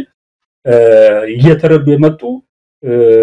ጽንፈኛ የነበሩ ድርጅቶች ሁሉ አሉ አሁን ብዙ ዘመኑ ጊዜው ወቅቱ ያመጣው የህልውና አደጋው የአንድ ህዝብ ብቻ ሳይሆን የተለየ ቢሆን የሚያማራው ሌሎችንም ጭምር ይዞ ገደል ሊገባ እንደሚችል የተረዱ በርካታ ኃይሎች አሉ እነዚህ በሙሉ የህልውናቸው አደጋ ዋናው ምንጭ አብይ አህመድ መሆኑን አውቀው የአብይ አህመድን እድሜ የሚያሳጥር እስከሆነ ድረስ ከየትኛውም አካል ጋር ሺ ጊዜ የኢትዮጵያ ጠላት ኢትዮጵያ ባናምን የሚል ቃላት ሲጠቀም አብይዋል የዲጂታል ሰራዊቶቹ ሲጠቀሙ ይዋሉ ግልጽ የሆነው ስትራቴጂክ ኢንተረስታችን ከኤርትራ ጎን መቆም ነው ልገርናል ሌላም ኃይል የአብይ አህመድ እድሜን የሚያሳጥር ከሆነ መቆም ነው ይሄ አገርን መካድ የባንዳነት ነገር ነው ብሎ ለሚያወራው ሰው አንድ ደቂቃ ስጋት አይገባኝም ያለው ደስ ይያለኝ ነው የሚለጥፍብኝ የባንዳነትና የካህዲነት ሜዳሊያ ደረቴ ላይ ብለጥፋለሁ። ለደቂቃ ሐሳብ አይገባለሁ። ከአብይ በላይ ባንዳ፣ ከአብይ በላይ አገር የካደ፣ ከአብይ በላይ ቃሉን ያጠፈ ህዝብ የሰጠውን አመኔታና ድጋፍ በአጭር ጊዜ ውስጥ ስኳንደር ያደረገ አገሪቷን የነፍሰ ገዳዮች፣ የዘራፊዎች፣ የጡት ቆራጮች አሚን በዚህ ዘመን እንዴት ነው የሚዘገነኝ ነገር እና በአጠቃላይ የህዝብን ህይወት በከተላቸው የኢኮኖሚ ፖሊሲዎች ሲኦል ያደረገ ሰው በዚህ በታሪካችን አይተናነቅም። ይሄ ማስወገድ ፕራዮሪቲ እንዴት እናስወግደዋለን? አብይን አስወግደን ቀጥሎ የሚመጣው ስርዓት ተመሳሳይ የሆነ አብይን የመሰለ ፍጥረት እንዳያመጣ ምንድነው መጠብቁ? አብይ በሚወድቅበት ሰዓት ላይ አገር ያለ መንግስት ቀርታ በዚህ የሆኑ የሴኩሪቲና የመንግስት አገልግሎት ተቋርጦ ህዝብ እርስ በርሱ ወደሚባላበት ሁኔታ እንዳንገባ ምን ማድረግ አለብን? እነዚህን የመሳሰሉ ጥያቄዎች ናቸው የኔ ጥያቄ አሁን እንጂ የአብይ እና በዲጂታል ሰራዊቱ የባንዳነትና የምናምን ታርጋ ለጠፋ ለአንድ ደቂቃ ያሳስበኝም። ትልልቅ አጀንዳዎች አሉን አሁን ያነሳውልህ በእነዛ ላይ ነው መስራት ያለብን። ምክንያቱም ታሪካችንን እናውቀዋለን። ለዚህ ነው ህዝባዊ ስትሆን የምታየው ይሄንን ነው። ህዝባዊ ስትሆን በተለያየ ጊዜ ይሄ ህዝብ ታግሎ ለውጥ አምጥቷል ያለው ለውጥ ማምጥቶ ግን ያስረከበው ለኤሊቱ ነው። ኤሊቱ የተሰጠውን አደራ በየጊዜው በልቶታል ያለው የህዝብ እያመነ እየተከዳ ከዘመን ዘመን ችግር ውስጥ ነው የወደቀው። የሚቀጥለው ለውጥ በዘለቄታ ያለው ሰላም፣ መረጋጋት፣ ብልጽግና እንዲያመጣ ይሄ በየጊዜው እድል የተሰጠው ኤሊት ያጠፋውን ነገር መቆጣጠሪያ መንገዱ ምን ይሆናል ብለን የኢትዮጵያ ኤሊት የራሱን ኢቭል ተረድቶ ራሱን መቆጣጠሪያ ዘዴዎች ስልጣን ከመያዙ በፊት አምጥቶ ወደ ስልጣን የሚመጣበትን ሁኔታ መፍጠር እንዴት ይችላል የሚል ጥያቄ እርስ በርሱ መነጋገር አለበት። እኔ እንዳበይ አልሆንም፣ ልሰጡኝም አልሰርቅም፣ ድል ባገኝም ሰላም ፍትህ አሳፍናለሁ በሚል የግለሰብ ኮሚትመንት ላይ የተመሰረተ አሰራር ከዚህ በኋላ አይበቃም። እኔ ራሴን ብትጠይቀኝ በጎ በመስራት ስም ጥሩ ነገር በመስራት ስም ድል ብትሰጠኝ ገብቷል በጎ እየሰራሁ ነው ብዬ ፋሽስታዊ እርምጃ ለወስድ የሚችልበት እድል በጎ እየሰራሁ ነው ብዬ የህዝብን ሀብት የሚያባክን እርምጃ ለወስድ የሚችልበት እድል እንዳለ እያንዳንዱ ኤሊት ማወቅ መቻል አለበት። ይሄንን ካሁኑ ተገንዝቦ ነው ለውጥ ለማምጣት የሚያደርገውን ትግል ማድረግ ያለበት። ትልቁ ስራችን ይሄንን መገንዘብ ይሄን መረዳት ነው። ለውጡ እንዴት ይመጣል? ላለው ጠመንጃ ያነሱት ኃይሎች በሰላማዊ መንገድ የሚታገሉት ኃይሎች በተናጠልም በጋራም በሚያደርጉት መንገድ በብዙ መንገድ ሊመጣ ይችላል። ጥንቃቄ መደረግ ያለበት ግን ይሄንን የተጓተተ ተቃዋሚዎች ግንኙነት ሳይፈጠር በጋራ አጀንዳ ሳይይዙ ቅድም እንደነገርኩ ቂጡ እንደወለቀ እንስራ የአብይ መንግስት ቢወድቅ አገሪቷ ያለ መንግስት አይደለም ያለ ስቴት ልትቀር ትችላለች። ስቴት አልባ መንግስት ማለት ሶማሌ ማለት አይደለም። በኢትዮጵያ ሁኔታ ሶማሌ በዛም በዚህም ተመልሶ ተገጣጥሞ እንደገና አገር መሆን የሚችልበት እድል አለው። ኢትዮጵያ በዛ ደረጃ መውደቅ ከጀመረች አንድ ጽሁፍ ጽፌ ነበር። ሀምቲ ዳምቲ የሚሉትን የልጆች ካራክተር ግምት ውስጥ አስገብቼ አንድ ሲሰባበር ወድቆ ይሄ ካራክተር መልሰው ለመቅጠም ሲሞክሩ ትርፍ ነገር ነው የተገኘው፣ መቅጠም አልተቻለም። ኢትዮጵያ እንደ ሀምቲ ዳምቲ ከተበተነች በኋላ መልሶ ገበገጣጠም አይቻልም። ስትበታተን ደግሞ የሚያተርፍ እንደሌለ ሁሉም እየተረዳው መጥቷል። ስለዚህ አስቀድመን ምን እናድርግ በሚለው ላይ ጠንክሮ መስራት ይጠይቃል ያለው። የተወሰኑ ጅማሮች አሉ፣ በዚህ ላይ መመካከር ተጀምሯል ያለው። እኔ በፍለፊት ነው መነግርህ ያለው። በቅርቡ እዚህ ኔዘርላንድ ተደርጎ በነበረው ስብሰባ ላይ ፈጽሞ መገናኘት የማይችሉ ሰዎች ናቸው ያልኳቸው ሰዎች እኔን ጨምሮ ተገናኝተን ውይይት አድርገንበታል። እቺን ሰምቶ ይሆናል አብይ እንደዛ እንደ ማንጎ ነው የሚሉ ግራዋዎች ብሎ ደሙ ፈልቶ የተናገረው። ገምር ኦፍ ኮርስ እኔ በጽሁፍ ገልጬዋለሁ ማንጎ ነኝ ብያለሁ። በጣም ነው ማመሰግነው አንዳርጋቸው ጽጌ። በእውነቱ በጣም ብዙ ነገሮችን ነው የሰማነው። እንግዲህ በዚህ ጉዳይ ላይ የየራሳቸውን የፖለቲካ አተያየም ያላቸው ሰዎች ካሉ በእኛ መድረክ ላይ ቀርበው መግለጽ ይችላሉ። በዚህ ላይ በተለይ አሁን ባለው የአብይ አህመድ የዲፕሎማሲ አካሄድ ከኤርትራ አንፃር እየተከተለ ያለውን አካሄድ በተመለከተ አቋም አለን የሚደግፍም ሊኖር ይችላል። ለኛ የተቃረነ ሐሳብ አይምጣ ማለት አይደለም፣ ግን